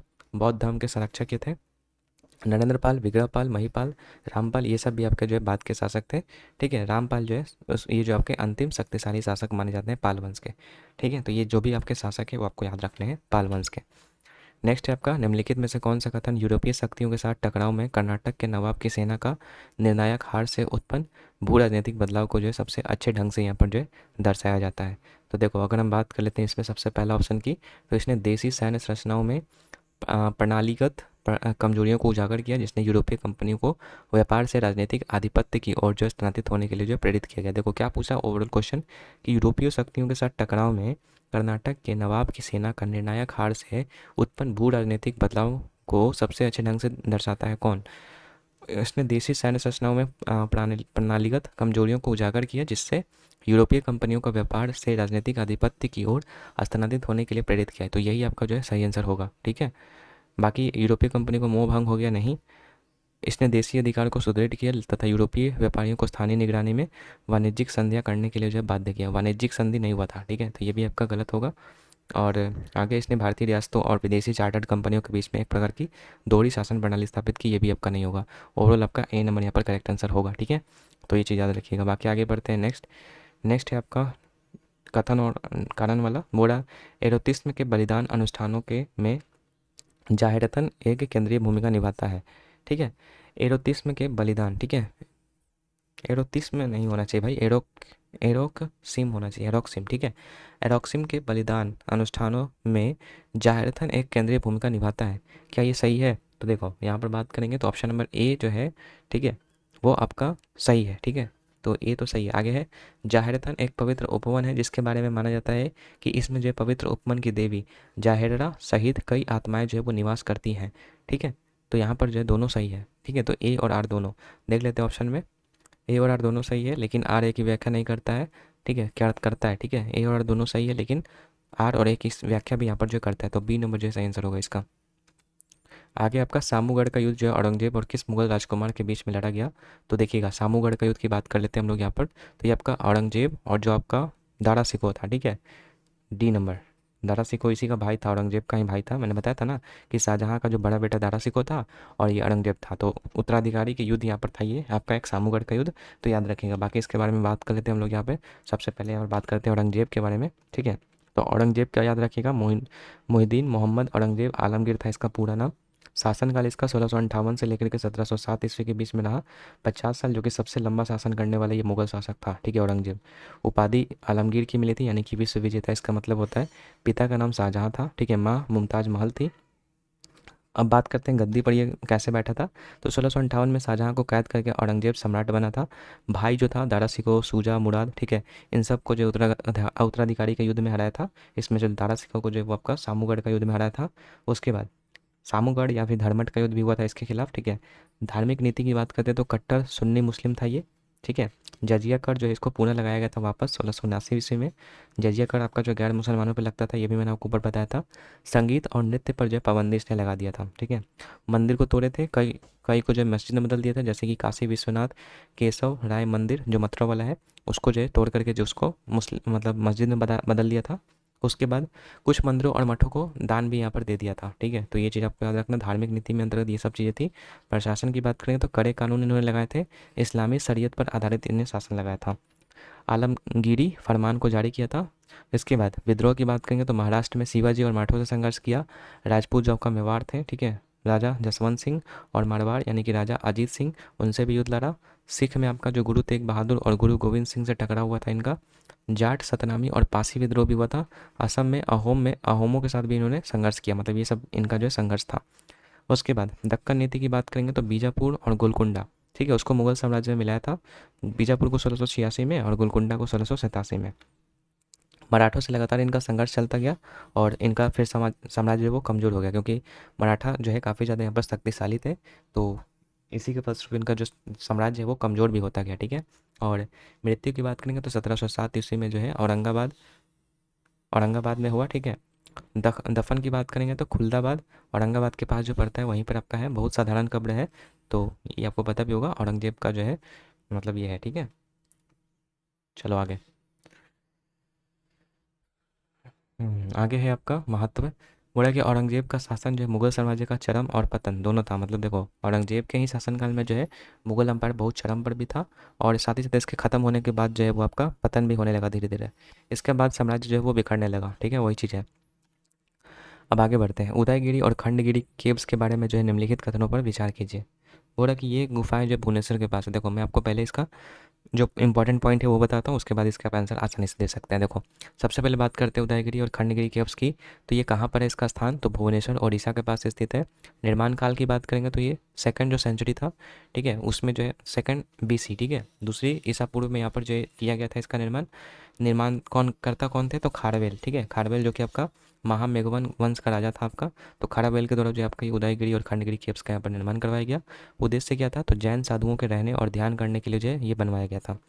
कुल केव्स की बात करें तो लगभग 33 केव्स हैं, उदयगिरी में 18 और खंडगिरी में 15। ठीक है। प्रमुख गुफाओं में आपका हाथी गुम्फा, शिलालेख, रानी गुम्फा, ठीक है, उसके बाद गणेश गुम्फा और मानी गुम्फा यहाँ पर जो है शामिल है इसमें। हाथी गुम्फा इसमें से काफ़ी ज़्यादा इंपॉर्टेंट है, क्योंकि राजा खारवेल की जो उपलब्धि और जो भी सैन्य विजय हैं उसके बारे में आपका हाथी गुम्फा अभिलेख के बारे में यहाँ पर पता चलता है। ठीक है, खारावेल के बारे में। विशेषता की बात करेंगे तो शिल्पकला में जो है जैन धर्म के प्रभाव थे इसमें। ठीक है। इसके अलावा भित्ति चित्रों, मूर्तियों और नक्काशियों में जो है उस समय के समाज, धर्म और संस्कृति का जो है प्रतिबिंब मतलब कि उसमें पता चलता है। ठीक है। मूर्ति और नक्काशियों में उस समय के समाज, धर्म और संस्कृति कैसी थी उसके बारे में पता चलता है। यह गुफाएं जो ओडिशा की प्राचीन जैन विरासत का उत्कृष्ट उदाहरण जो है वो माना जाता है। अब देखो इसका आंसर देना काफ़ी ईजी से लिया। ठीक है। ये गुफाएं भुवनेश्वर के पास है और जैन वृक्षों के लिए था, बिल्कुल सही। सभी गुफाएं जो है फूलों के आकार की है और तंतु शिलाखंडों से तराशी गई है। ये तो हम लोगों ने नहीं पढ़ा था, इसको छोड़ देते हैं। उसके बाद है प्रत्येक गुफा में जो है विभिन्न बौद्ध देवताओं को जो समर्पित कई मंदिर है। बौद्ध धर्म से नहीं रिलेटेड था, हम लोगों ने पढ़ा था कि जैन धर्म से रिलेटेड है ना। तो ऑप्शन नंबर 1 ओनली होना चाहिए या 2। ठीक है, देखो 2 के बारे में थोड़ा सा डाउट है। तो सभी गुफाएं फूलों के आकार की है और तंतु शिलालेखों से जो है वो तराशी गई है। ठीक है। तो देखो इसका सही आंसर सिर्फ 1 ही होगा। ठीक है, क्योंकि अभी तक हम लोगों ने इसके बारे में कुछ भी नहीं पढ़ा था ना, फूलों के आकार की है या क्या है। तो ऑप्शन नंबर ए ही सिर्फ सही होगा, यानी कि ए नंबर। ठीक है, समझ में आया होगा आपको। बाकी बौद्ध धर्म यहाँ पर बोला इसलिए गलत है क्योंकि बौद्ध धर्म से नहीं था, जैन धर्म से था ये रिलेटेड। नेक्स्ट क्वेश्चन है आपका 22 नंबर। प्रथम जो कॉमनवेल्थ गेम्स था, देखो ये कल ही हम लोगों ने पढ़ा था, कल जो हम लोगों ने डिस्कस कर रहा था ना टेलीग्राम पे ऊपर, उसमें हम लोगों ने देखा था स्पोर्ट्स वाला जो पार्ट था उसमें। तो बताया था मैंने कि कॉमनवेल्थ गेम्स जो है वो आपका कनाडा में जो है सबसे पहले यहाँ पर किया गया था। ठीक है। इसके बारे में देख लेते हैं कि जो पहली कॉमनवेल्थ गेम्स थी उसकी शुरुआत 1930 ईस्वी में जो है कनाडा में हैमिल्टन शहर में हुई। आयोजन जो वो हर 4 साल में होती है इसका। सदस्य देश की बात करेंगे तो कॉमनवेल्थ ऑफ नेशंस मतलब ब्रिटिश उपनिवेश रहे जितने भी देश थे ना वो सब इसके जो है वो सदस्य होते हैं। लगभग 70 से अधिक यहाँ पर जो है वो सदस्य हैं। ठीक है। उद्देश्य की बात करेंगे तो खेलों के माध्यम से जो है मित्रता और सहयोग बढ़ाना जो इसका मुख्य उद्देश्य है। पहचान की बात करेंगे तो इसे पहले ब्रिटिश अंपायर गेम्स के नाम से जाना जाता था, लेकिन बाद में जो है 1900 फिर इसका जो है मतलब क्या बोलते हैं इसको, कॉमनवेल्थ गेम्स के नाम से जानते हैं। ठीक है। भारत की भागीदारी की बात करेंगे तो 1934 में जो है वो सबसे पहले इंडिया ने पार्टिसिपेट लिया था। ठीक है। उसके बाद भारत की उपलब्धि की बात करेंगे तो भारत ने पहली बार 2010 में जो है दिल्ली में कॉमनवेल्थ गेम्स की मेज़बानी की थी। ठीक है। और एक 2016 में भी किया था। ठीक है, 2 बार यहाँ पर जो भारत जो है मेज़बानी कर चुका है कॉमनवेल्थ गेम्स की, एक 2010 में और एक 2016 में।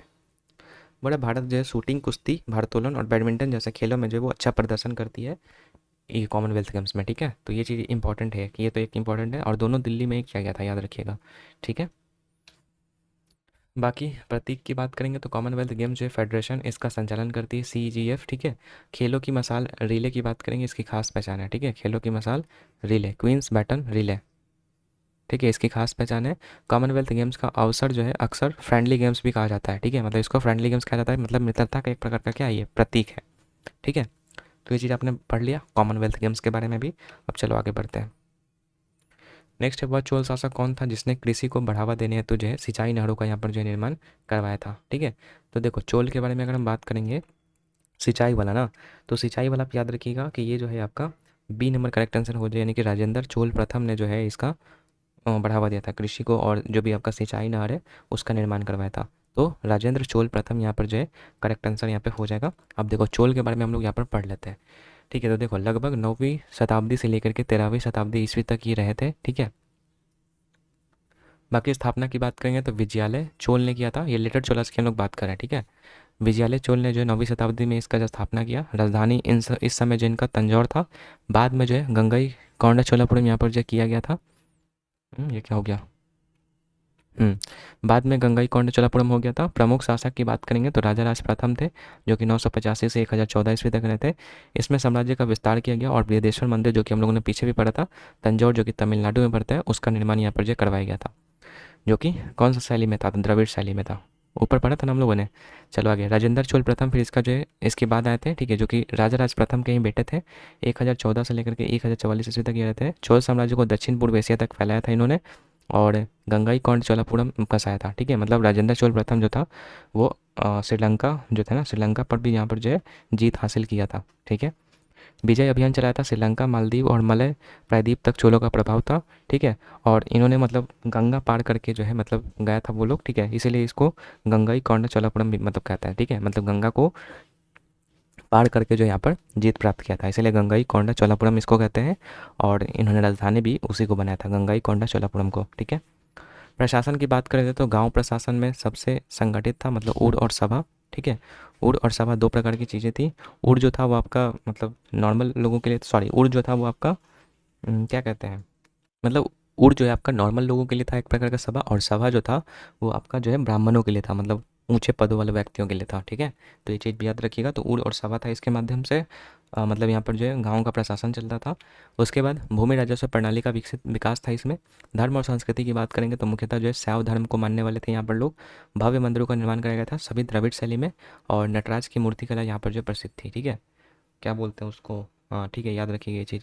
आगे समुद्री शक्ति, चोल वंश की नौसेना एशिया की सबसे शक्तिशाली नौसेनाओं में से एक थी, ठीक है। चोल वंश की जो नौसेना एशिया मतलब शक्ति थी ना, वो विश्व एशिया की सबसे शक्तिशाली सेनाओं में से एक थी। इसी कारण से तो उन्होंने जो श्रीलंका, मालदीव इन सब जगहों पर जो वो अधिकार किए थे। पतन की बात करेंगे तो 13वीं शताब्दी में जो है पांड्यों और होयसलों ने जो है चोल साम्राज्य को समाप्त कर दिया। तो ये चीज़ याद रखिएगा, चोल वंश को दक्षिण भारत का स्वर्ण युग यहाँ पर जो है माना जाता है, ठीक है। तो यहाँ पर याद हो गया होगा आपको। विजयालय ने स्थापना किया, राजा राज प्रथम। और देखो यहाँ पर आंसर देने की कोशिश करते हैं, ये हमसे पूछा था क्या, सिंचाई नहरों का निर्माण कौन करवाया था, तो राजेंद्र चोल प्रथम, ये तो मैंने बता ही दिया आपको। चलो आगे, नेक्स्ट है आपका 24 नंबर। नीचे कथन और कारण दिए गए हैं, कथनों को पढ़ें और सही विकल्प चुनें। बोला है कि ट्रीटी ऑफ पेरिस जो हुआ था, ठीक है, क्या बोल रहा है, अच्छा इंग्लिश में दिया हुआ है सिर्फ, हिंदी में नहीं दिया हुआ है। तो देखो मैं हिंदी में आपको बताता हूँ। बोल रहा है the treaty of Paris restricted French settlements in India only to trading post है। बोला कि पेरिस के संधि ने भारत में फ्रांसीसी बस्तियों को केवल व्यापारिक चौकियों तक सीमित कर दिया, ठीक है। तो क्या ये सही है, तो देखो अगर हम बात करेंगे तो दो ये सही है आपका, ठीक है, पहला वाला सही है। उसके बाद रीजन बोल रहा है कि after the treaty the French could not station troops और स्ट्रेंथन देयर फैक्ट्रीज, यानी कि संधि के बाद फ्रांसीसी अब सेना नहीं तैनात कर सकते थे या अपने कारखानों को मजबूत नहीं कर सकते थे। तो देखो जी हाँ, बिल्कुल दोनों बात सही है। जो आपका ये हुआ था ना पेरिस के संधि, देखो पेरिस के संधि के बारे में बात करते हैं, हालांकि इसका आंसर जो आपका दोनों सही हो जाएगा, यानी कि कथन भी सही है और ये भी सही है, ठीक है। और आर जो है बात करेंगे तो ए का सही स्पष्टीकरण भी, यानी कि बी नंबर इसका करेक्ट आंसर हो जाएगा। अब देखो हम लोग बात करते हैं ट्रीटी ऑफ पेरिस की। तो पेरिस की संधि की बात करें तो अलग अलग संधियाँ हुई थी। पहला जो पेरिस की संधि हुई थी आपका 1763 ईस्वी में हुई थी। ये आपका समाप्त हुआ था सप्तवर्षीय युद्ध के पश्चात, ठीक है। इसमें कौन कौन देश थे, तो ब्रिटेन, फ्रांस, स्पेन और पुर्तगाल शामिल थे। परिणाम क्या हुआ था कि मतलब फ्रांस ने जो है कनाडा और भारत में अपने बहु से उपनिवेश जो है ब्रिटेन को खो दिया, ठीक है। मतलब फ्रांस ने कनाडा और भारत में जो भी आपको उपनिवेश था ब्रिटेन, सॉरी मतलब जो भी आपका ब्रिटेन उपनिवेश था आपका फ्रांस का, वो जो है मतलब खो दिया यहाँ पे, ठीक है। ब्रिटेन उसको जो है वो अपने अंदर ले लिया। भारत में ब्रिटेन का प्रभुत्व और मजबूत हो गया और स्पेन ने फ्लोरिडा ब्रिटेन को सौंपा, ठीक है। ये चीज़ आपको यहाँ पर याद रखना है। ये आपका पेरिस की संधि जो थी 1763 ईस्वी में ना, उसका यहाँ पर है, ठीक है। और देखो अगर पढ़ोगे तो वही चीज़ यहाँ पर लिखा हुआ है कि ट्रीटी ऑफ पेरिस जो है रिस्ट्रिक्ट कर दिया था ना फ्रेंच सेटलमेंट्स को, ठीक है। वही चीज़ है कि मतलब रिस्ट्रिक्ट करके जो है वो ब्रिटिश को यहाँ पर सौंप दिया गया। तो इसलिए पहला नंबर क्या है हम लोग का सही हो जाएगा स्टेटमेंट, ठीक है। उसके बाद बोला है पेरिस की जो सेकंड संधि हुई थी 1783 ईस्वी में, ये आपका अमेरिकी स्वतंत्रता संग्राम के पश्चात जो है समाप्त हुआ। और पक्ष की बात करेंगे तो ब्रिटेन और अमेरिका जो इसमें थे, ठीक है, साथ में फ्रांस, स्पेन और नीदरलैंड भी शामिल थे इसमें।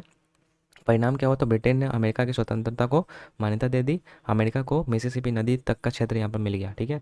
और उसके बाद एक 1815 का यहाँ पर हुआ था, जिसकी समाप्ति जो है वो नेपोलियन युद्ध के पश्चात हुआ था। नेपोलियन की हार के बाद जो है वो फ्रांस पर शांति की शर्तें जो है वो लागू की गई, ठीक है। फिर उसके बाद एक आपका हुआ था 1856 ईस्वी में समाप्त हुआ था क्राइमियन युद्ध, जो कि आपका रूस बनाम ब्रिटेन हुआ था और फ्रांस ऑटोमन साम्राज्य के बीच में हुआ था। परिणाम ये हुआ कि रूस को काला सागर में अपनी सैन्य शक्ति सीमित करनी पड़ी थी।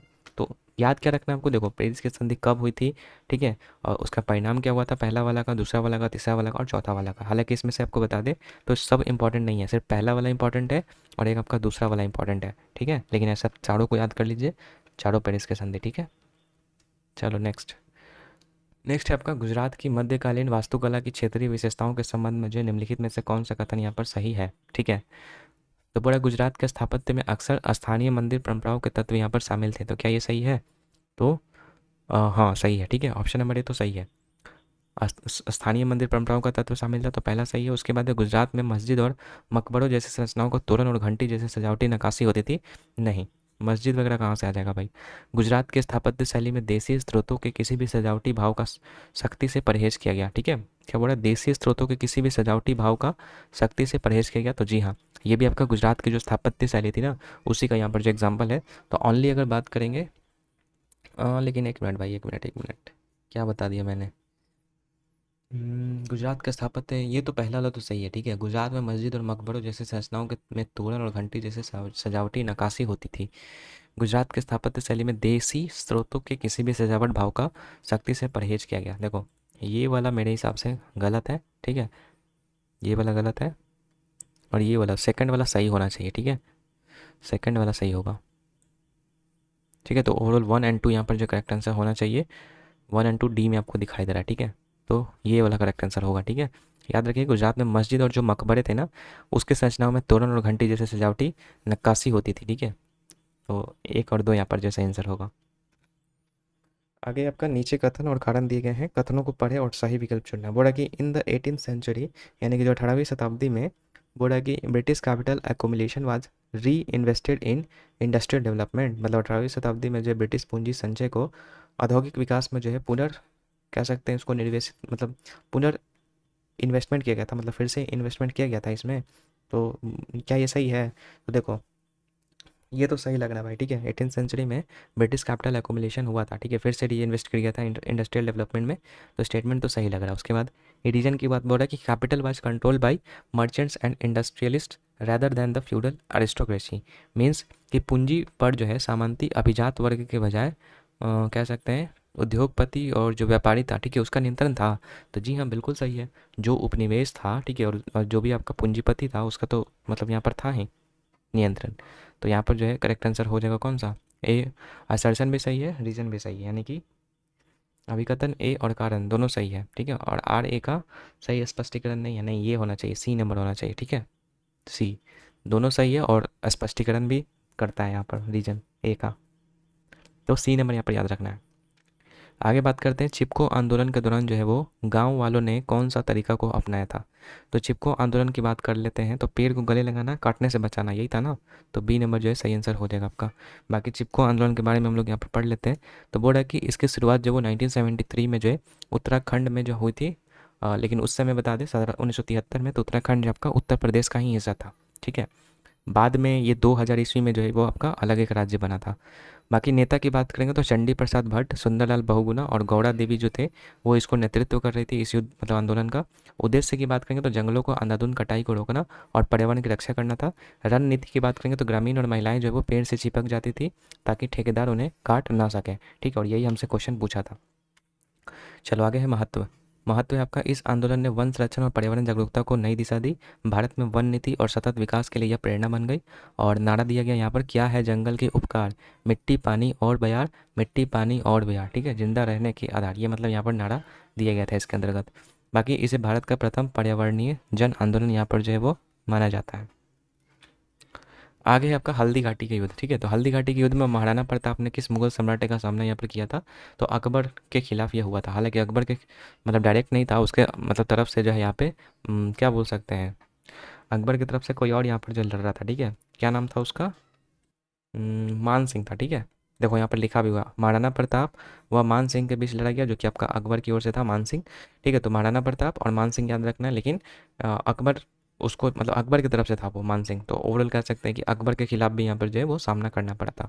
तो याद रखिएगा, महाराणा प्रताप और अकबर के बीच में यहाँ पर हुआ था। कब हुआ था ये आपको बता दें, तो 1576 ईस्वी में आपका हुआ था हल्दी घाटी का युद्ध। ठीक है, जिसमें कि महाराणा प्रताप जब वो पराजित होते हैं, परंतु उन्होंने आत्मसमर्पण नहीं किया। हारते जरूर है लेकिन वो आत्मसमर्पण नहीं करते हैं। तो ए नंबर यहाँ पर जो याद रखिएगा, अकबर के खिलाफ हुआ था। ठीक है, नेक्स्ट बात करते हैं हम लोग, एक गांधीवादी के रूप में शोभना रनाडे की विरासत जो वो किस समकालीन शासन पहल के साथ जो है सबसे अधिक निकटता से जुड़ी हुई है। मतलब क्या पूछ रहा है, एक गांधीवादी के रूप में शोभना रनाडे की विरासत जो वो किस समकालीन शासन पहल के साथ सबसे अधिक जो है निकटता से जुड़ी हुई है। ठीक है, तो देखो ये आपका स्वच्छ भारत अभियान यहाँ पर जो करेक्ट आंसर हो जाएगा। ठीक है, स्वच्छ भारत अभियान से जुड़ी हुई है आपके शोभना रनाडे। तो डी नंबर यहाँ पर जो है सही आंसर होगा। आगे आपका, प्रधानमंत्री नरेंद्र मोदी ने महात्मा ज्योतिबा फुले को उनकी जयंती पर जो है श्रद्धांजलि अर्पित की है।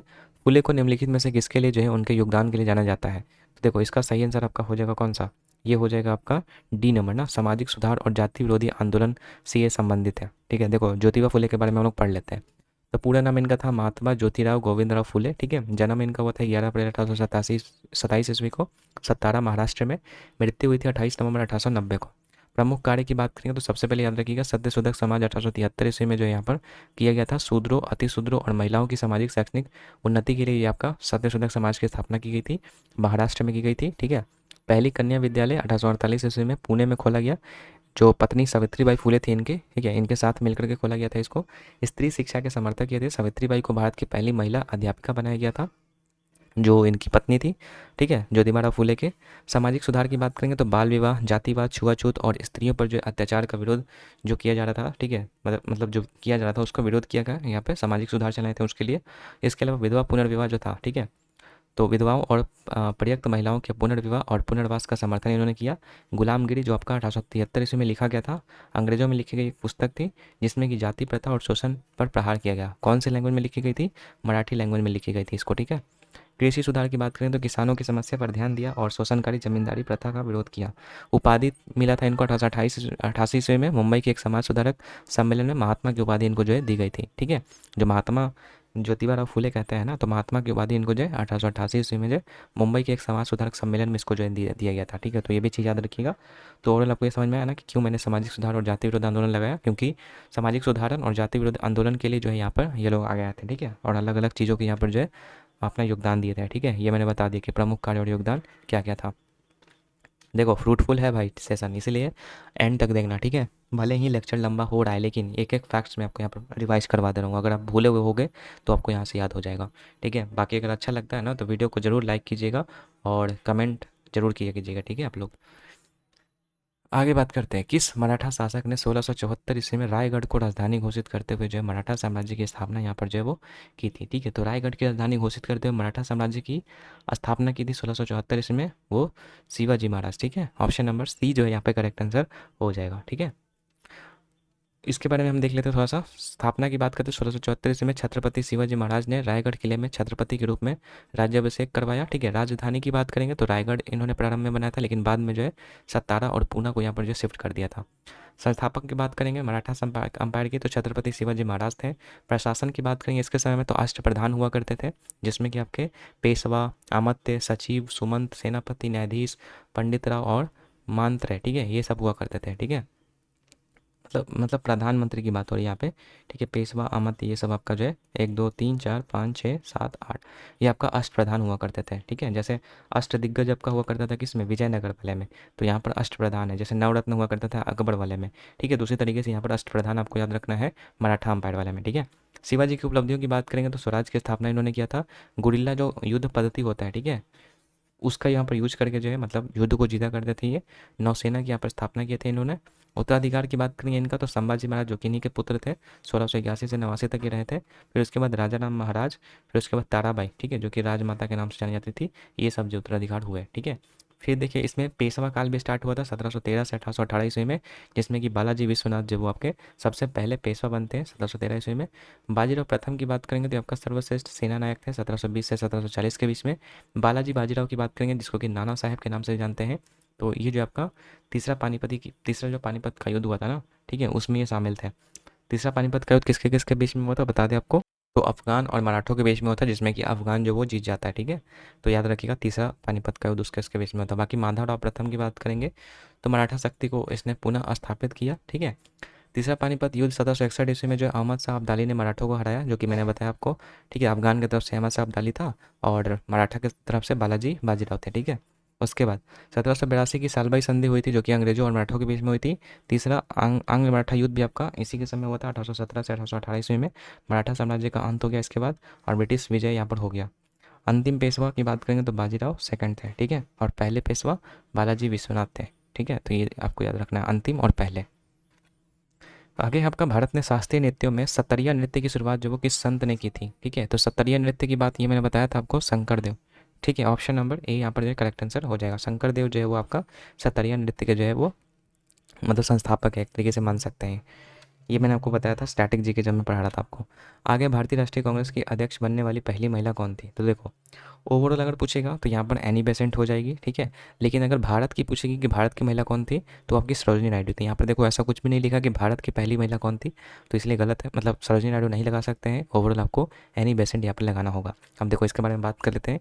कांग्रेस के अध्यक्ष बनने वाली प्रथम महिला एनी बेसेंट थी और 1917 ईस्वी में जो ये मतलब अध्यक्षता की थी कलकत्ता अधिवेशन की। यह जो है थियोसॉफिकल सोसाइटी से जुड़ी हुई थी और आयरिश महिला थी, एक है मतलब आयरिश महिला थी ये।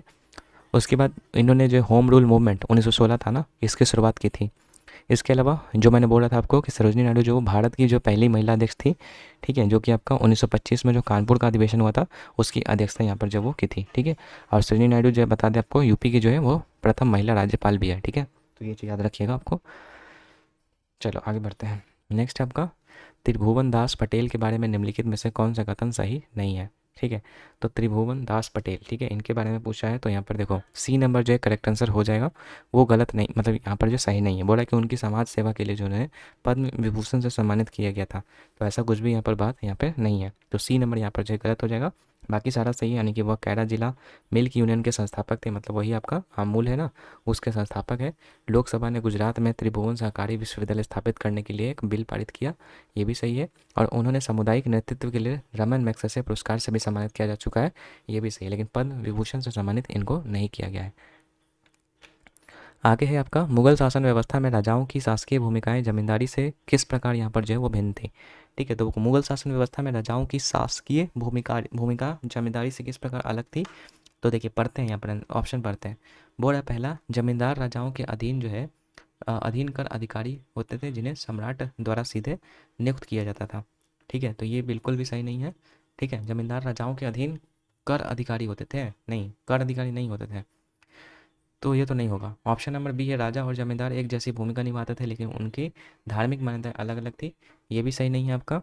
फिर है, राजा व्यापक क्षेत्रों पर शासन करते थे और उच्च दर्जा रखते थे जबकि जमींदार जो है मुख्य रूप से भूमि राजस्व का संग्रहण करते थे। तो जी हाँ, ये सही होना चाहिए, ठीक है। राजा ऊपर थे और इसके अंडर जो है मतलब हर एक प्रांत में अलग अलग जो है यहाँ पर जमींदार हुआ करता था, जो उस पर्टिकुलर एरिया का जो है वो टैक्स को कलेक्ट करके जो है वो राजा को देता था, ठीक है। तो ये सही होना चाहिए। बाकी डी बोला कि जमींदारों के पास पूर्ण राजनीतिक नियंत्रण था, बिल्कुल भी ऐसा नहीं था, ठीक है। सी नंबर यहाँ पर जो सही आंसर होगा। चलो आगे है, साइमन कमीशन 1927 और नेहरू रिपोर्ट 1928 की तुलना करते हुए निम्नलिखित कथनों पर विचार करना है। तो देखो अब दोनों के बारे में सबसे पहले पढ़ते हैं, उसके बाद आप इसका आंसर दे सकते हैं। देखो सबसे पहले साइमन कमीशन की बात करते हैं तो 1927 ईस्वी में जो है ब्रिटिश सरकार के द्वारा जो इसका गठन हुआ था। उद्देश्य की बात करेंगे तो भारत में संवैधानिक सुधारों की जाँच करना इसका मुख्य उद्देश्य था। अध्यक्ष कौन था? सर जॉन साइमन था। इसमें 7 सदस्य थे, सभी ब्रिटिश सदस्य थे, कोई भारतीय नहीं थे। इसलिए इसका जो विरोध भी हुआ था। भारतीय आगमन की बात करेंगे तो 3 फरवरी 1928 को जो है ये बॉम्बे में आया था, ठीक है। भारत प्रतिक्रिया की बात करें तो साइमन गो बैक का नारा यहाँ पर लगाया गया था। पीछे का रीज़न यही है कि मतलब जो भी सदस्य था ना इसमें कोई भारतीय नहीं था, क्योंकि भारत की संवैधानिक सुधार करना है, उसकी जाँच करना है तो भारतीय रहना ज़रूरी है। इसलिए इन्होंने जो है भारत के लोगों ने साइमन गो बैक का यहाँ पर जो है नारा दिया था। इसका बहिष्कार लगभग सभी भारतीय राजनीतिक दलों ने किया। विरोध के दौरान लाला लाजपत राय पर लाठीचार्ज भी हुआ लाहौर में, जिसके बाद में उनकी मृत्यु हो गई, ठीक है।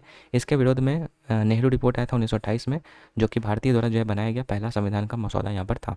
इसमें नारा भी दिया था, भारत के भाग्य का फैसला भारतवासी ही करेंगे। तो ये आपका साइमन कमीशन हो गया। उसके बाद नेहरू रिपोर्ट की बात करेंगे तो जैसा कि मैंने बोला कि इसी के विरोध में लाया गया था इसको 1928 में, ठीक है। अध्यक्ष कौन थे? तो मोतीलाल नेहरू थे। सचिव कौन थे? जवाहरलाल नेहरू थे, ठीक है। तैयार हुआ कब? अगस्त 1928 ईस्वी में। मुख्य उद्देश्य की बात करेंगे तो भारत के लिए जो है संवैधानिक सुधारों का खाका प्रस्तुत करना जो यहाँ पर मुख्य उद्देश्य था। मतलब जो भी संवैधानिक सुधार जो साइमन कमीशन लेके आया था, ठीक है, उसको देखते हुए जो यहाँ पर नेहरू रिपोर्ट प्रस्तुत किया गया, जिसमें कि संवैधानिक सुधारों का जो मतलब एक प्रकार का ड्राफ्ट को रेडी किया गया था, ठीक है। मुख्य बिंदु की बात करेंगे तो भारत को डोमिनियन स्टेटस देने की मांग की गई थी। डोमिनियन स्टेटस का मतलब होता है कि मतलब ये था कि आप जो है मतलब अपना संविधान वगैरह खुद बना सकते हैं लेकिन आपको ब्रिटिश के अंदर रह के करना पड़ेगा, ठीक है। ये था डोमिनियन स्टेटस। फिर उसके बाद है केंद्रीय सरकार, जो कि द्विसदनीय विधायिका यानी कि 2 सदन यहाँ पर जो पारित करती है, जिसको कि संसद बोलते हैं, जिसमें कि राज्यसभा और उच्च सदन यानी कि राज्यसभा और लोकसभा यहाँ पर थी इसके अंतर्गत। उसके बाद मौलिक अधिकार की बात कर लेते हैं तो नागरिकों को मौलिक अधिकार देने का प्रावधान था इसमें। वयस्क मताधिकार की मांग थी इसमें। सांप्रदायिक प्रतिनिधित्व यानी कि इसका विरोध किया गया, यानी कि मुस्लिम लोग जो इसमें असहमत थे, ठीक है, क्योंकि सांप्रदायिक प्रतिनिधित्व में जो मतलब मुस्लिम लोग में ऐसा था कि मतलब मुस्लिम लोग ही जो है उसका सिर्फ इलेक्शन में भाग ले सकते हैं, ठीक है। कोई और उसमें नहीं भाग नहीं ले सकता है। तो इसलिए यहाँ पर जो मुस्लिम लीग जो है इससे असहमत थे। प्रांतों को जो स्वायत्ता देने की सिफारिश की गई। भारतीय संविधान के मसौदे की ये पहली आधिकारिक कोशिश थी आपकी। तो ये आपका था नेहरू रिपोर्ट में, ठीक है। नेहरू रिपोर्ट ने स्वतंत्र भारत के संविधान का प्रारंभिक खाका तैयार किया, हालांकि इसे मुस्लिम लीग ने स्वीकार नहीं किया और यही आगे चल करके भारत में सांप्रदायिक राजनीति का जो है गाढ़ा कारण बन गया।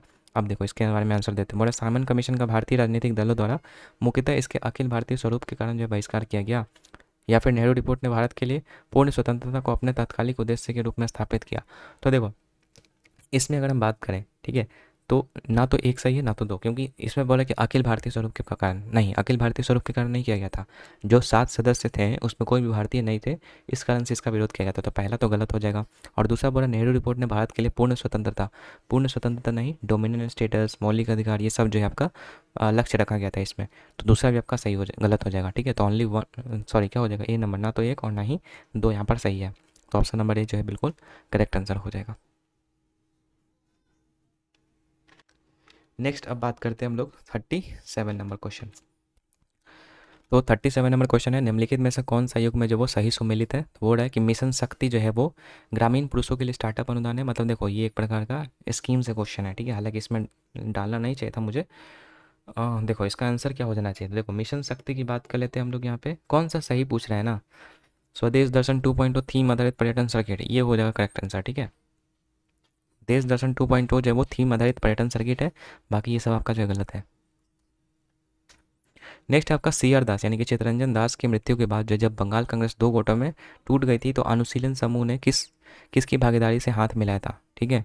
तो इसका जो करेक्ट आंसर हो जाएगा वो हो जाएगा आपका सी नंबर, यानी कि जे एम सेन गुप्ता, ठीक है। जे एम सेन गुप्ता ने यहाँ पर जो है भागीदारी से हाथ मिलाया था सी आर दास की मृत्यु के बाद, ठीक है।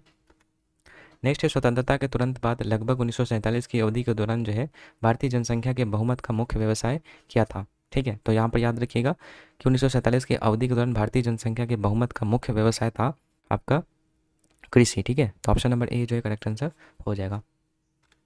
आगे आपका वेसर शैली जो है किस दो वास्तु शैलियों का संलयन है। तो देखो यहाँ पर वेसर शैली की बात करेंगे तो इसमें नागर और द्रविड़ दोनों शैलियों का मिलन होता है, यानी कि सी नंबर करेक्ट आंसर हो जाएगा। अब देखो इसके बारे में बात करते हैं। नागर शैली की बात करेंगे सबसे पहले, तो इसकी उत्पत्ति जो आपका उत्तर भारत में हुई थी। मतलब उत्तर भारत में जो ये है, विशेषता की बात करेंगे तो इसमें आपका शिखर होता है टॉप पे, और मतलब शिखर जो होता है ना वो आपका वक्राकार होता है, मतलब इस तरीके से होता है, इस तरीके से, ठीक है, इस तरीके से। लेकिन वही अगर हम देखेंगे यहाँ पर नागर शैली में तो कुछ, सॉरी द्रविड़ शैली में तो इस तरीके से होता है, ठीक है, इस तरीके से। लेकिन इसमें इस तरीके से कर्व्ड होता है। गर्भगृह के ऊपर ऊंचा शिखर होता है। मंडप व सभा मंडप का प्रावधान होता है इसमें।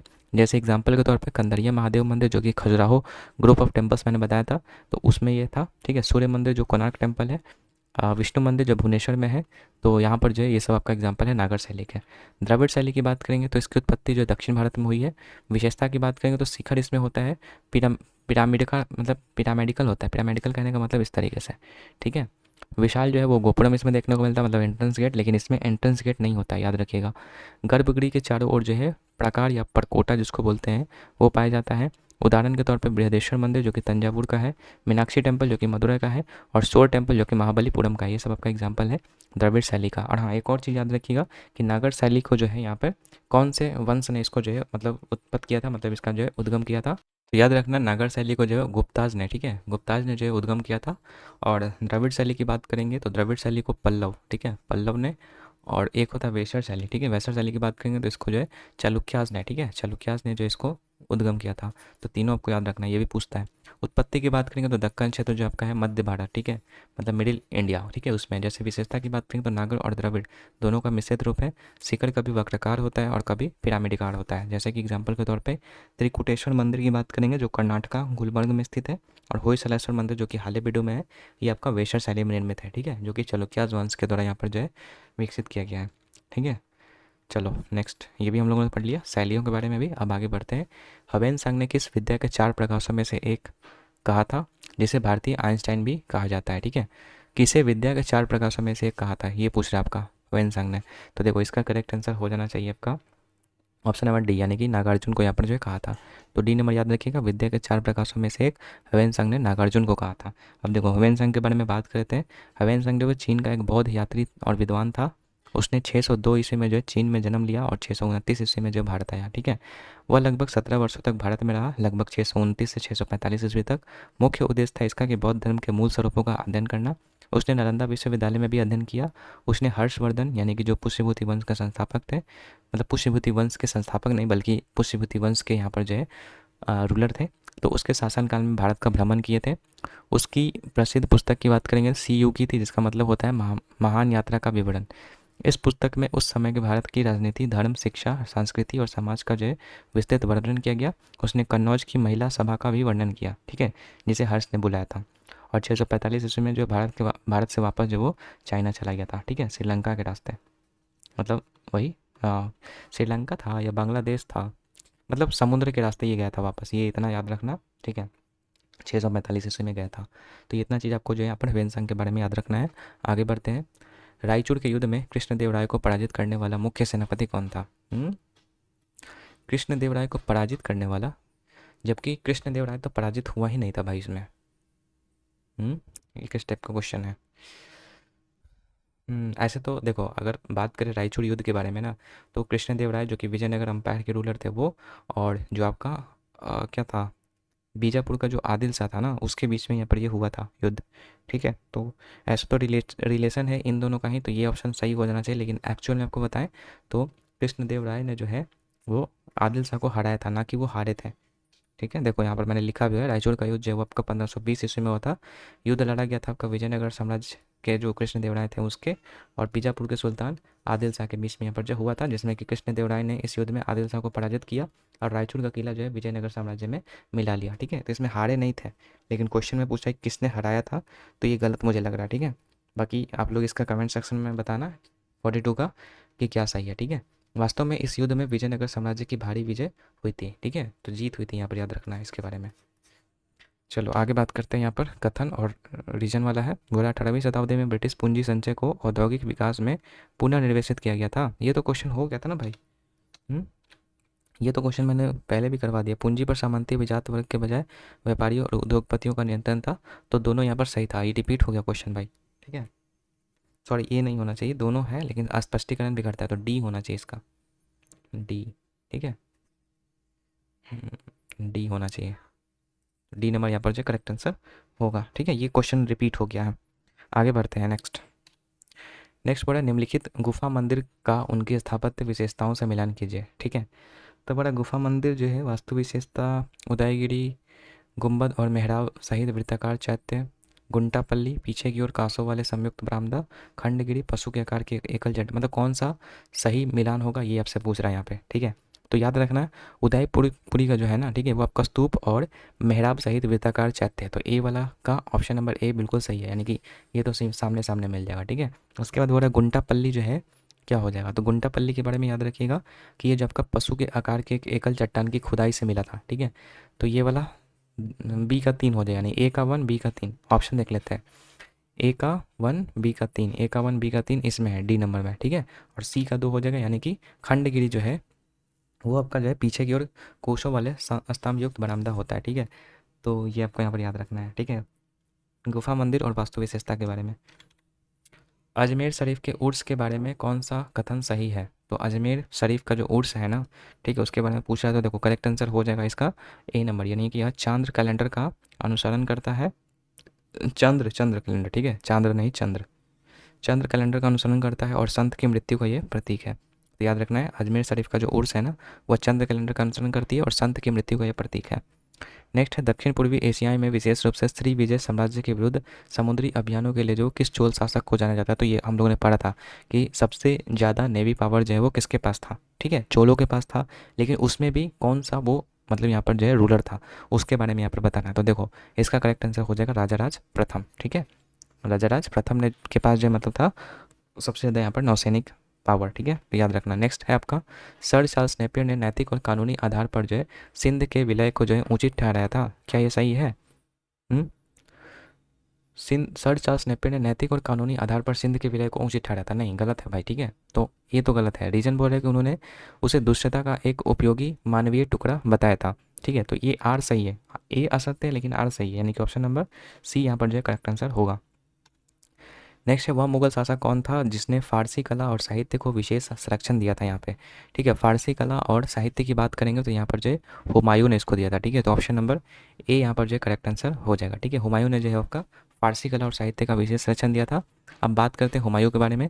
तो 1508 से 1556 ईस्वी तक इसका जो है मतलब था ये। ठीक है, बात करेंगे यहाँ पर तो पूरा नाम इसका था नसरुद्दीन मोहम्मद हुमायूं। जन्म हुआ था 6 मार्च 1508 को काबुल में। पिता का नाम था बाबर, मुगल साम्राज्य का संस्थापक था ये। शासनकाल की बात करेंगे तो 1530 में ये गद्दी पर बैठा था जब इसके पिता की मृत्यु हो गई थी। ठीक है, तो 1530 से 40 तक ये पहले रहता है, फिर बाद में बीच में वो आ जाता है, शेर शाह आ जाता है। ठीक है, तो फिर उससे इसको भागना पड़ता है बचने के लिए, और फिर ये पुनः 1555 में वापस आता है और 1556 में फिर से इसका क्या होता है, मृत्यु हो जाता है। उपाधि की बात करें तो इंसान परस्त शहंशाह यानी कि मानवता प्रिय बादशाह का यहाँ पर जो है टाइटल ले रखा था इसने। इसके बाद बात करेंगे इसके बारे में। तो अब हुमायूं ने 1530 में जो बाबर के बाद गद्दी को संभाला। इसने गुजरात और बंगाल में अभियान चलाया परंतु वो सफल नहीं हो पाया। 1540 इसमें चौसा और कन्नौज की लड़ाई हुई थी। ठीक है, बिलीग्राम हुआ था एक, 1539 में भी हुआ था। ठीक है, तो 1539-40 के बीच में ये दोनों युद्ध हुआ था, चौसा का और कन्नौज का। तो उसमें जो है शेर शाह सूरी से हार करके साम्राज्य को खो दिया। लगभग 15 साल जो है वो ईरान में फिर बिताया। फिर ईरान के शाह ताहमास्प की सहायता से जो है दोबारा सत्ता प्राप्त किया 1555 ईस्वी में, जब शेर शाह की मृत्यु हो जाती है कलिंजर अभियान के दौरान। ठीक है, तो वापस फिर से ये आता है और 1555 में फिर से ये गद्दी पर बैठता है, लेकिन फिर से 1 साल के बाद यानी कि 1556 ईस्वी में ये अपने ही लाइब्रेरी की सीढ़ियों पर जो है वो गिर करके क्या हो जाती है, इसकी मृत्यु हो जाती है। मृत्यु के समय उसका उत्तराधिकारी बेटा अकबर था जो कि केवल 13 वर्ष का था। ठीक है, ये मैंने बताया था ना ऊपर, देखो ये वही चीज़ है। दिल्ली का प्रसिद्ध हुमायूं का मकबरा जो कि हमीदा बानो बेगम जो कि इनकी पत्नी थी, ठीक है, उनके द्वारा जो है बनाया गया था 1570 ईस्वी में। ठीक है, पहला बगीचा मकबरा ये है, दिल्ली में ये लोकेटेड है। ठीक है, काफ़ी अच्छा है, एक बार जा कर के देख सकते हो इसको। चलो नेक्स्ट है आपका कथन और क्या है, असर्शन और रीजन। बड़ा संथाल त्यौहार एरोक्को जो है किस में कृषि ऋतु का अंत का प्रतीक है। ठीक है, क्या ये सही है? तो देखो संथाल त्यौहार जो है एरोक्सिम कृषि ऋतु का अंत का प्रतीक है, ये ऐसा कुछ नहीं है। ठीक है, तो ऑप्शन नंबर ये तो गलत हो जाएगा, सरसन तो गलत हो जाएगा। रीजन बोल रहे थे द माघ सिम फेस्टिवल यानी कि जो माघ सिम त्यौहार है फसल के प्रति कृतज्ञता करता है और एक नए चक्र की तैयारी करता है। ठीक है, तो ये आपका सही है, यानी कि सिर्फ और सिर्फ रीजन सही है, असर्शन गलत है, यानी कि ए गलत है, आर सही है। ऑप्शन नंबर ए सही हो जाएगा यहाँ पे। नेक्स्ट है, वह मुगल सम्राट कौन था जिसकी आत्मकथा तुजुके जहांगीरी के रूप में प्रसिद्ध था। तो सिंपल सी बात है, जहांगीर यहाँ पर जो करेक्ट आंसर हो जाएगा। देखो जहांगीर की बात आई है तो जहांगीर के बारे में पढ़ लेते हैं। सबसे पहले इसका कार्यकाल तो 1569 से 1627 ईस्वी के बीच में रहा था। ठीक है, मतलब 1569 में इसका जो जन्म हुआ था। गद्दी पे देखेंगे अभी हम लोग कि गद्दी पर ये 1605 में बैठा था। पूरा नाम की बात करेंगे तो नूरुद्दीन मोहम्मद सलीम था। जन्म हुआ था 31 अगस्त 1569 ईस्वी को फतेहपुर सीकरी में। ठीक है, पिता का नाम था अकबर। ठीक है, तो आप क्रोनोलॉजी समझ रहे हैं ना, पहले बाबर था, फिर हुमायूं, फिर उसके बाद आपका आया अकबर। ठीक है, फिर उसके बाद अब आएगा जहांगीर, जहांगीर के बाद शाहजहां, शाहजहां के बाद अब आएगा आपका औरंगजेब। ठीक है, तो यही प्रमुख रूलर्स थे जो कि आपका सबसे ज़्यादा प्रोमिनेंट थे। इसके बाद जो भी आए थे फिर बहुत कम शक्तिशाली थे, तो ये आपको क्रोनोलॉजी आपको याद रखना है। ठीक है, माता की बात करेंगे तो जोधाबाई थी। ठीक है, मरियम उज जमानी इसका दूसरा नाम था। शासनकाल की बात करें तो मैंने बताया था कि 1605 से 1627 ईस्वी के बीच में। मृत्यु हुआ था 28 अक्टूबर 1627 ईस्वी को राजौरी कश्मीर जाते समय। ठीक है, बाकी गद्दी पर बैठना 1605 ईस्वी में अकबर की मृत्यु के बाद सलीम ने गद्दी संभाली और जहांगीर की उपाधि यहाँ पर जो धारण की। जहांगीर का मतलब होता है दुनिया जीतने वाला है, इनका ओरिजिनल नाम यहाँ पर जो सलीम था। ठीक है, न्यायप्रियता की बात करें तो जंजीरें आदन यानी कि न्याय की घंटी लगवाई ताकि कोई भी व्यक्ति सीधे सम्राट से वो न्याय मांग सके। मतलब अंतिम ऑप्शन ये हुआ करता था कि कहीं से न्याय नहीं मिल रहा है तो वहाँ पर जाकर के जो उसको न्याय मिल सकता है। इसी कारण से उसे जो है न्यायप्रिय शासक कहा गया। विद्रोह और परिवार की बात करेंगे तो अपने शासनकाल की शुरुआत में उसका बेटा खुसरो जो है वो विद्रोह कर बैठा। खुसरो कौन था? खुसरो था वही आपका शाहजहाँ। ठीक है, इस जिसे पराजित कर कैद किया गया। मतलब जिस तरीके से शाहजहाँ ने अपने पिता के यहाँ पर जो है मतलब औरंगजेब क्या कहते हैं जहांगीर को जो है बंदी बना करके जो है वो सत्ता पर बैठा था, उसी प्रकार से जो है शाहजहाँ का बेटा भी, क्या नाम था उसका, औरंगजेब। ठीक है, उसने भी उसको जो है बंदी बना करके जो है आगे सत्ता को संभाला था। ठीक है, तो ये मतलब इस तरीके से आपका क्रोनोलॉजी था इसका। बाकी राजनीतिक घटनाएं की बात करेंगे इसके शासनकाल में तो 1611 ईस्वी में सबसे पहले तो नूरजहाँ से विवाह होता है इसका। ठीक है, नूरजहाँ से शासन पर बड़ा प्रभाव डाला।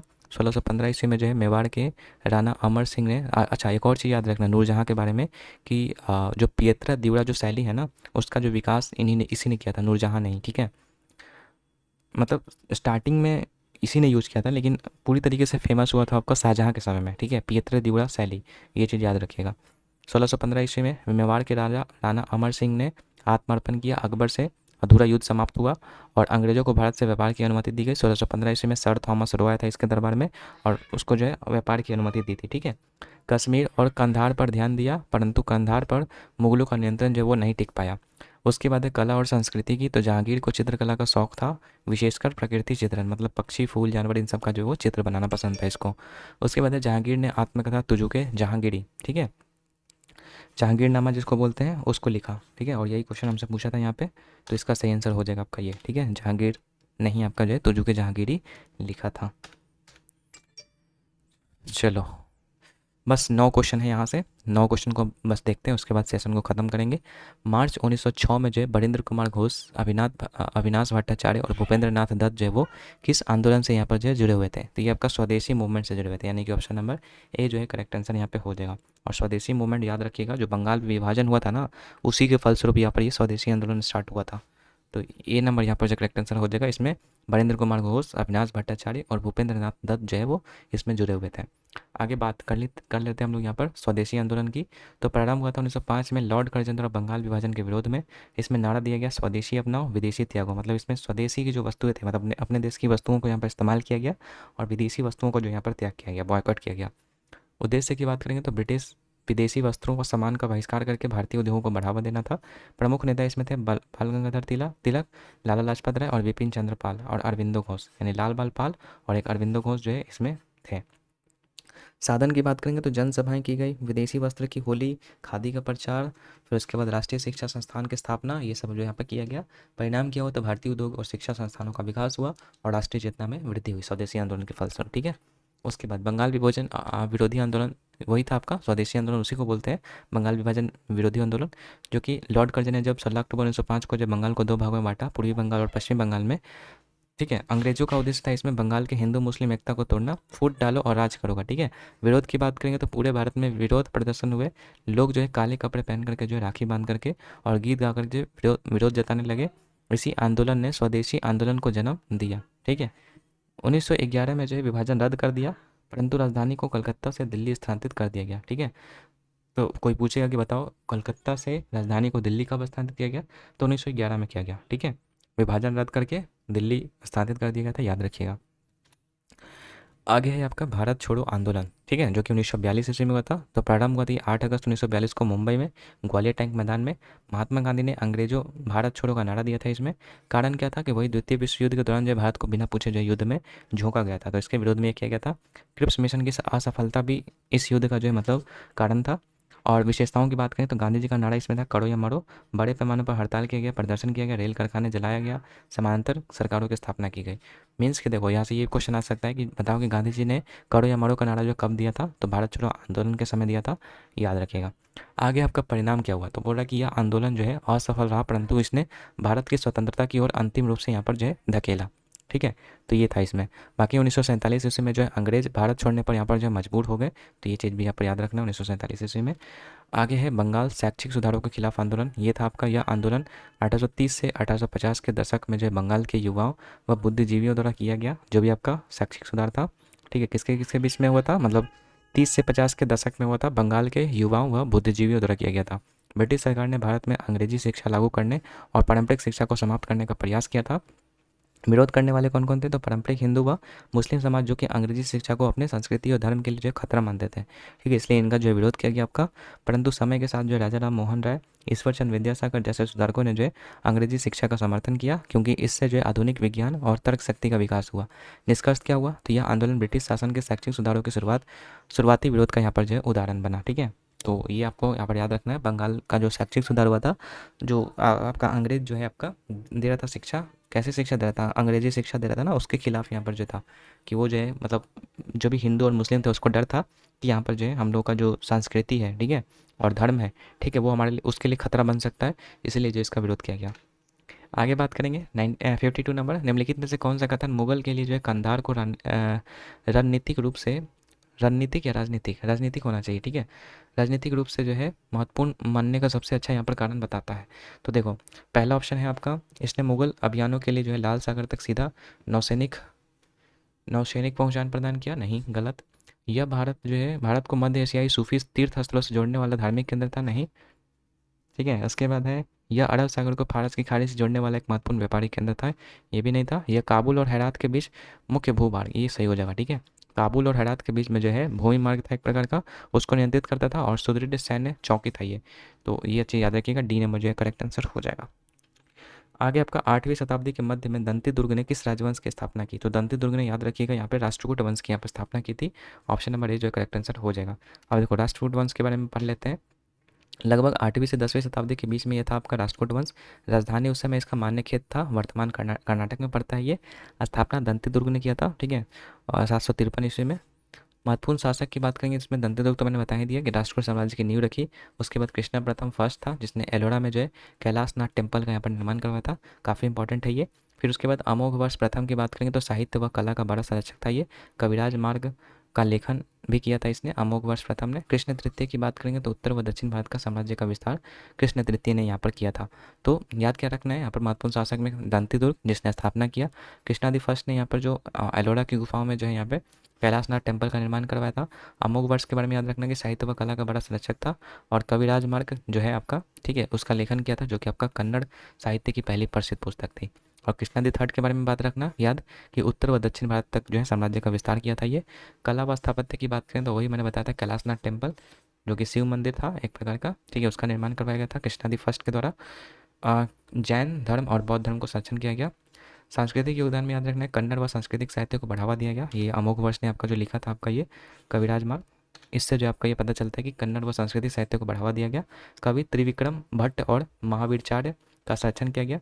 पतन की बात करें तो 10वीं शताब्दी के अंत में जो है चालुक्य और अन्य शक्तियों के उदय ने राष्ट्रकूट साम्राज्य का पतन कर दिया। ठीक है, तो ये चीज़ याद रखना है आपको। विशेष तथ्य में आपको याद रखना, राष्ट्रकूटों ने त्रिपक्षीय संघर्ष जो हुआ था कन्नौज वाला, मतलब कन्नौज की गद्दी के लिए जो हुआ था, तो उसमें भाग लिया था। ठीक है, जिससे बताया था मैं कि पाल राष्ट्रकूट और गुर्जर प्रतिहार, तो इसमें राष्ट्रकूट भी था, गुर्जर प्रतिहार भी था, और एक पाल वंश भी था। ठीक है, इन तीनों के बीच में हुआ था। इन्हें दक्षिण भारत के गुप्त के नाम से भी जाना जाता है। ठीक है, राष्ट्रकूट के बारे में। 54 नंबर है, एक बार टाइम मैगजीन ने गांधी जी की शारीरिक काया का मजाक उड़ाया था, लेकिन बाद में उनकी शहादत की तुलना किससे की गई थी? तो याद रखना है, टाइम मैगजीन जो था, ठीक है, उसमें जो है महात्मा गांधी को क्या बताया गया था?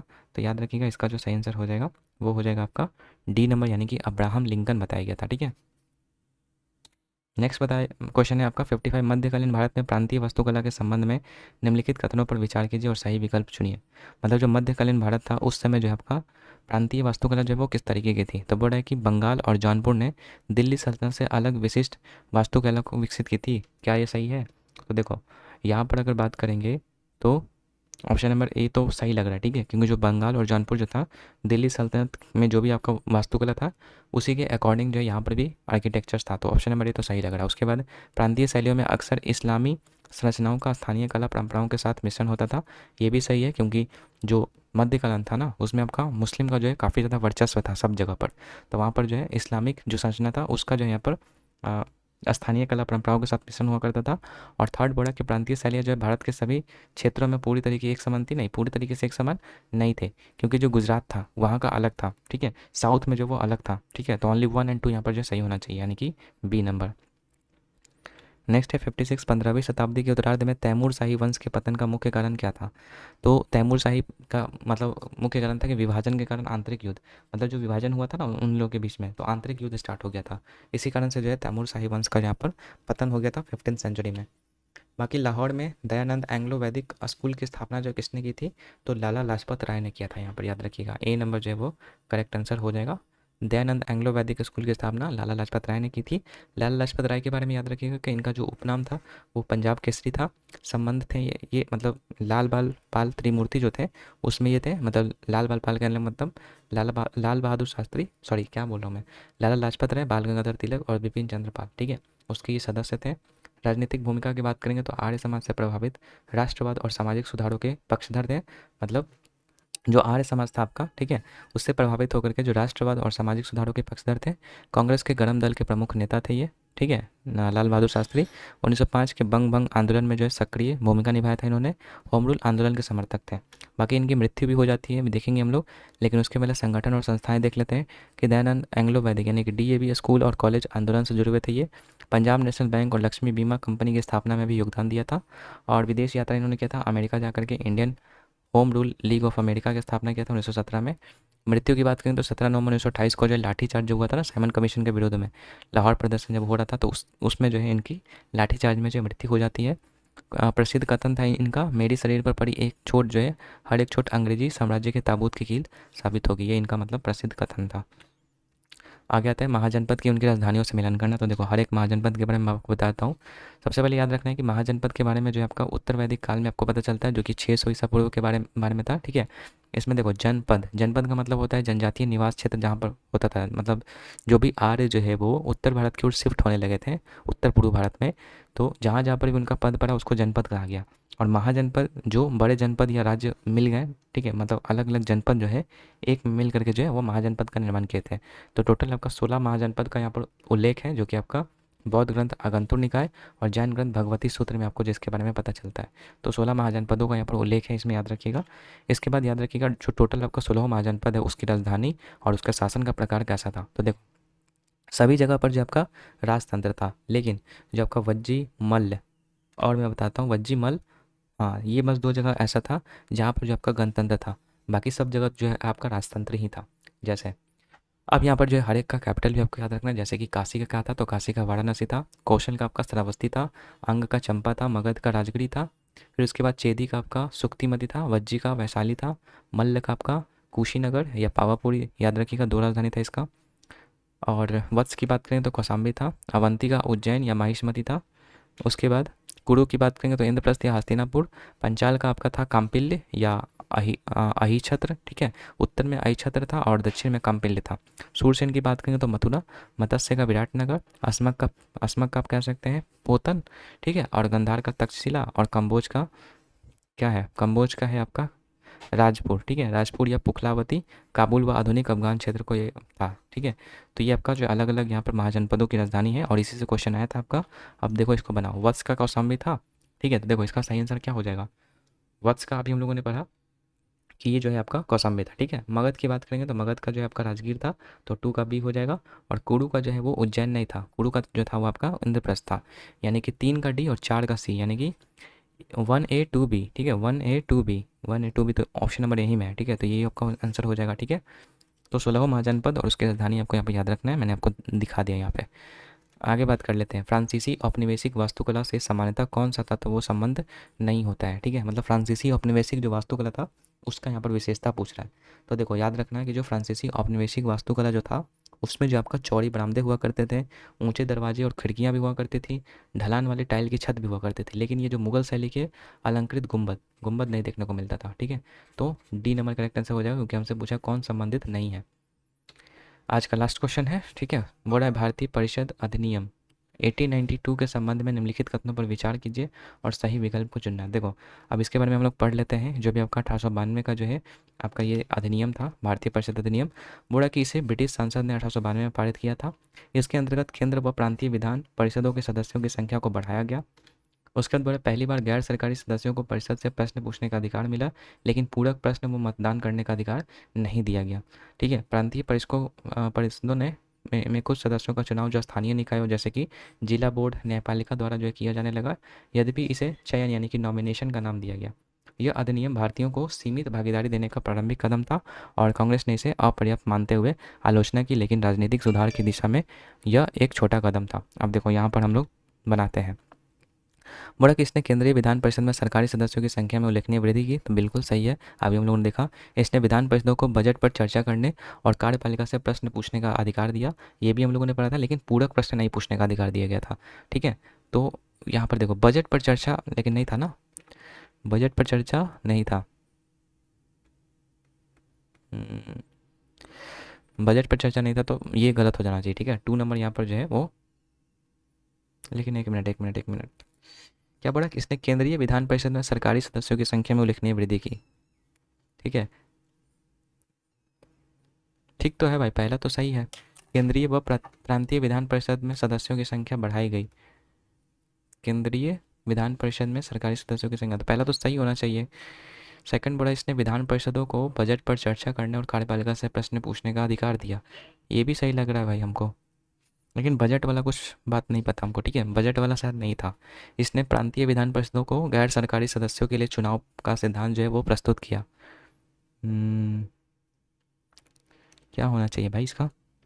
अच्छा अच्छा, देखो एक चीज़ यहाँ पर नोटिस हम लोगों ने नहीं किया, देखो यहाँ पर सरकारी सदस्य लिखा हुआ है, ठीक है, लेकिन यहाँ पर हम लोगों ने क्या पढ़ा था, किधर गया, गैर सरकारी यहाँ पर है, ठीक है, गैर सरकारी के मतलब यहाँ पर जो है मतदान करने का अधिकार, देखो यहाँ पे है ना, किधर गया ये, संख्या बढ़ाई थी लेकिन केंद्र और प्रांतीय विधान परिषद में सदस्यों की संख्या, लेकिन यहाँ पर देखो छूटा हुआ है, गैर सरकारी यहाँ पर है, ठीक है, गैर सरकारी होना चाहिए ना कि सरकारी। तो इसलिए पहला स्टेटमेंट क्या होगा, गलत होगा, पहला स्टेटमेंट गलत। दूसरा बोला कि इसने विधान परिषद को बजट पर चर्चा करने और कार्यपालिका से प्रश्न पूछने का अधिकार दिया गया, तो प्रश्न पूछने का अधिकार तो दिया गया है, था ही, तो दूसरा तो सही होगा ही हम लोग का, ठीक है। फिर तीसरा पूछ रहा है कि इसने प्रांतीय विधान परिषद के गैर सरकारी सदस्यों के लिए जो चुनाव का सिद्धांत जो है प्रस्तुत किया, ठीक है। तो गैर सरकारी सदस्यों के लिए चुनाव का सिद्धांत तो हम लोग पढ़े थे यहाँ पे, चुनाव का तो हाँ है, तो प्रांतीय परिषद में कुछ सदस्यों का चुनाव स्थानीय निकायों में किया जाने लगा, और तो देखो 2 और 3, ठीक है, 2 और 3 यहाँ पर जो है मुझे सही लग रहा है, देख लेते हैं ऑप्शन है कि नहीं, 2 और 3 है, डी नंबर यहाँ पर करेक्ट आंसर होगा, ठीक है।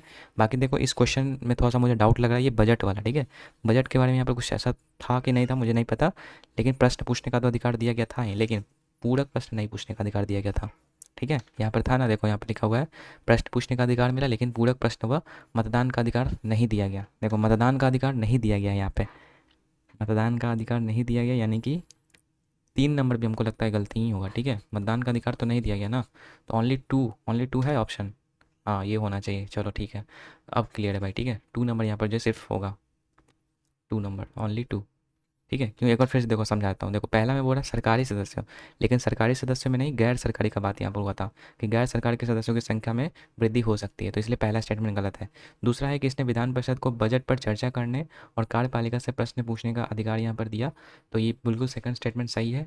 अब ये बजट वाला मुझे थोड़ा सा डाउट था, लेकिन ऑप्शन के अकॉर्डिंग देखा जाए तो अब ये सही लग रहा है, ठीक है, तो ये बजट पर चर्चा करने और कार्यपालिका से प्रश्न पूछने का अधिकार दिया गया। और थर्ड है आपका कि प्रांतीय विधान परिषदों को गैर सरकारी सदस्यों के चुनाव का सिद्धांत प्रस्तुत किया, जबकि यहाँ पर नहीं किया गया था, तो ओनली 2 यहाँ पर जो है करेक्ट आंसर होगा, ठीक है, तो बी नंबर यहाँ पर याद होगा, याद करना है आपको।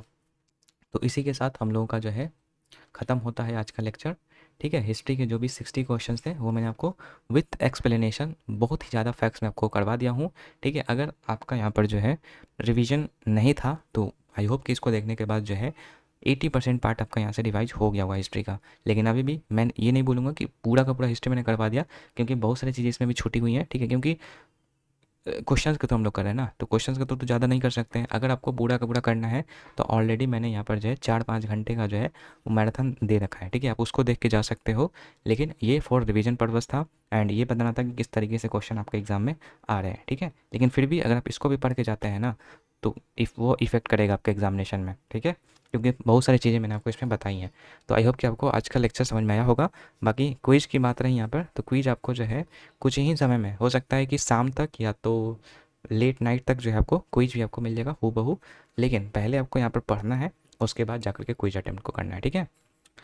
तो चलो आज के इस वीडियो को भी रखते हैं, बाकी पीडीएफ आपको मिल जाएगा टेलीग्राम के ऊपर, लिंक डिस्क्रिप्शन बॉक्स में है, या फिर आप सर्च कर सकते हैं रोजगार रिवीजन जीएस टेलीग्राम के ऊपर, वहाँ पे आपको मिल जाएगा, आप उसको ज्वाइन भी कर लेना, ठीक है, वहीं पर आपको अपडेट मिलता रहता है। चलो इस वीडियो को यहीं पे रखते हैं, मिलते हैं नेक्स्ट वीडियो में।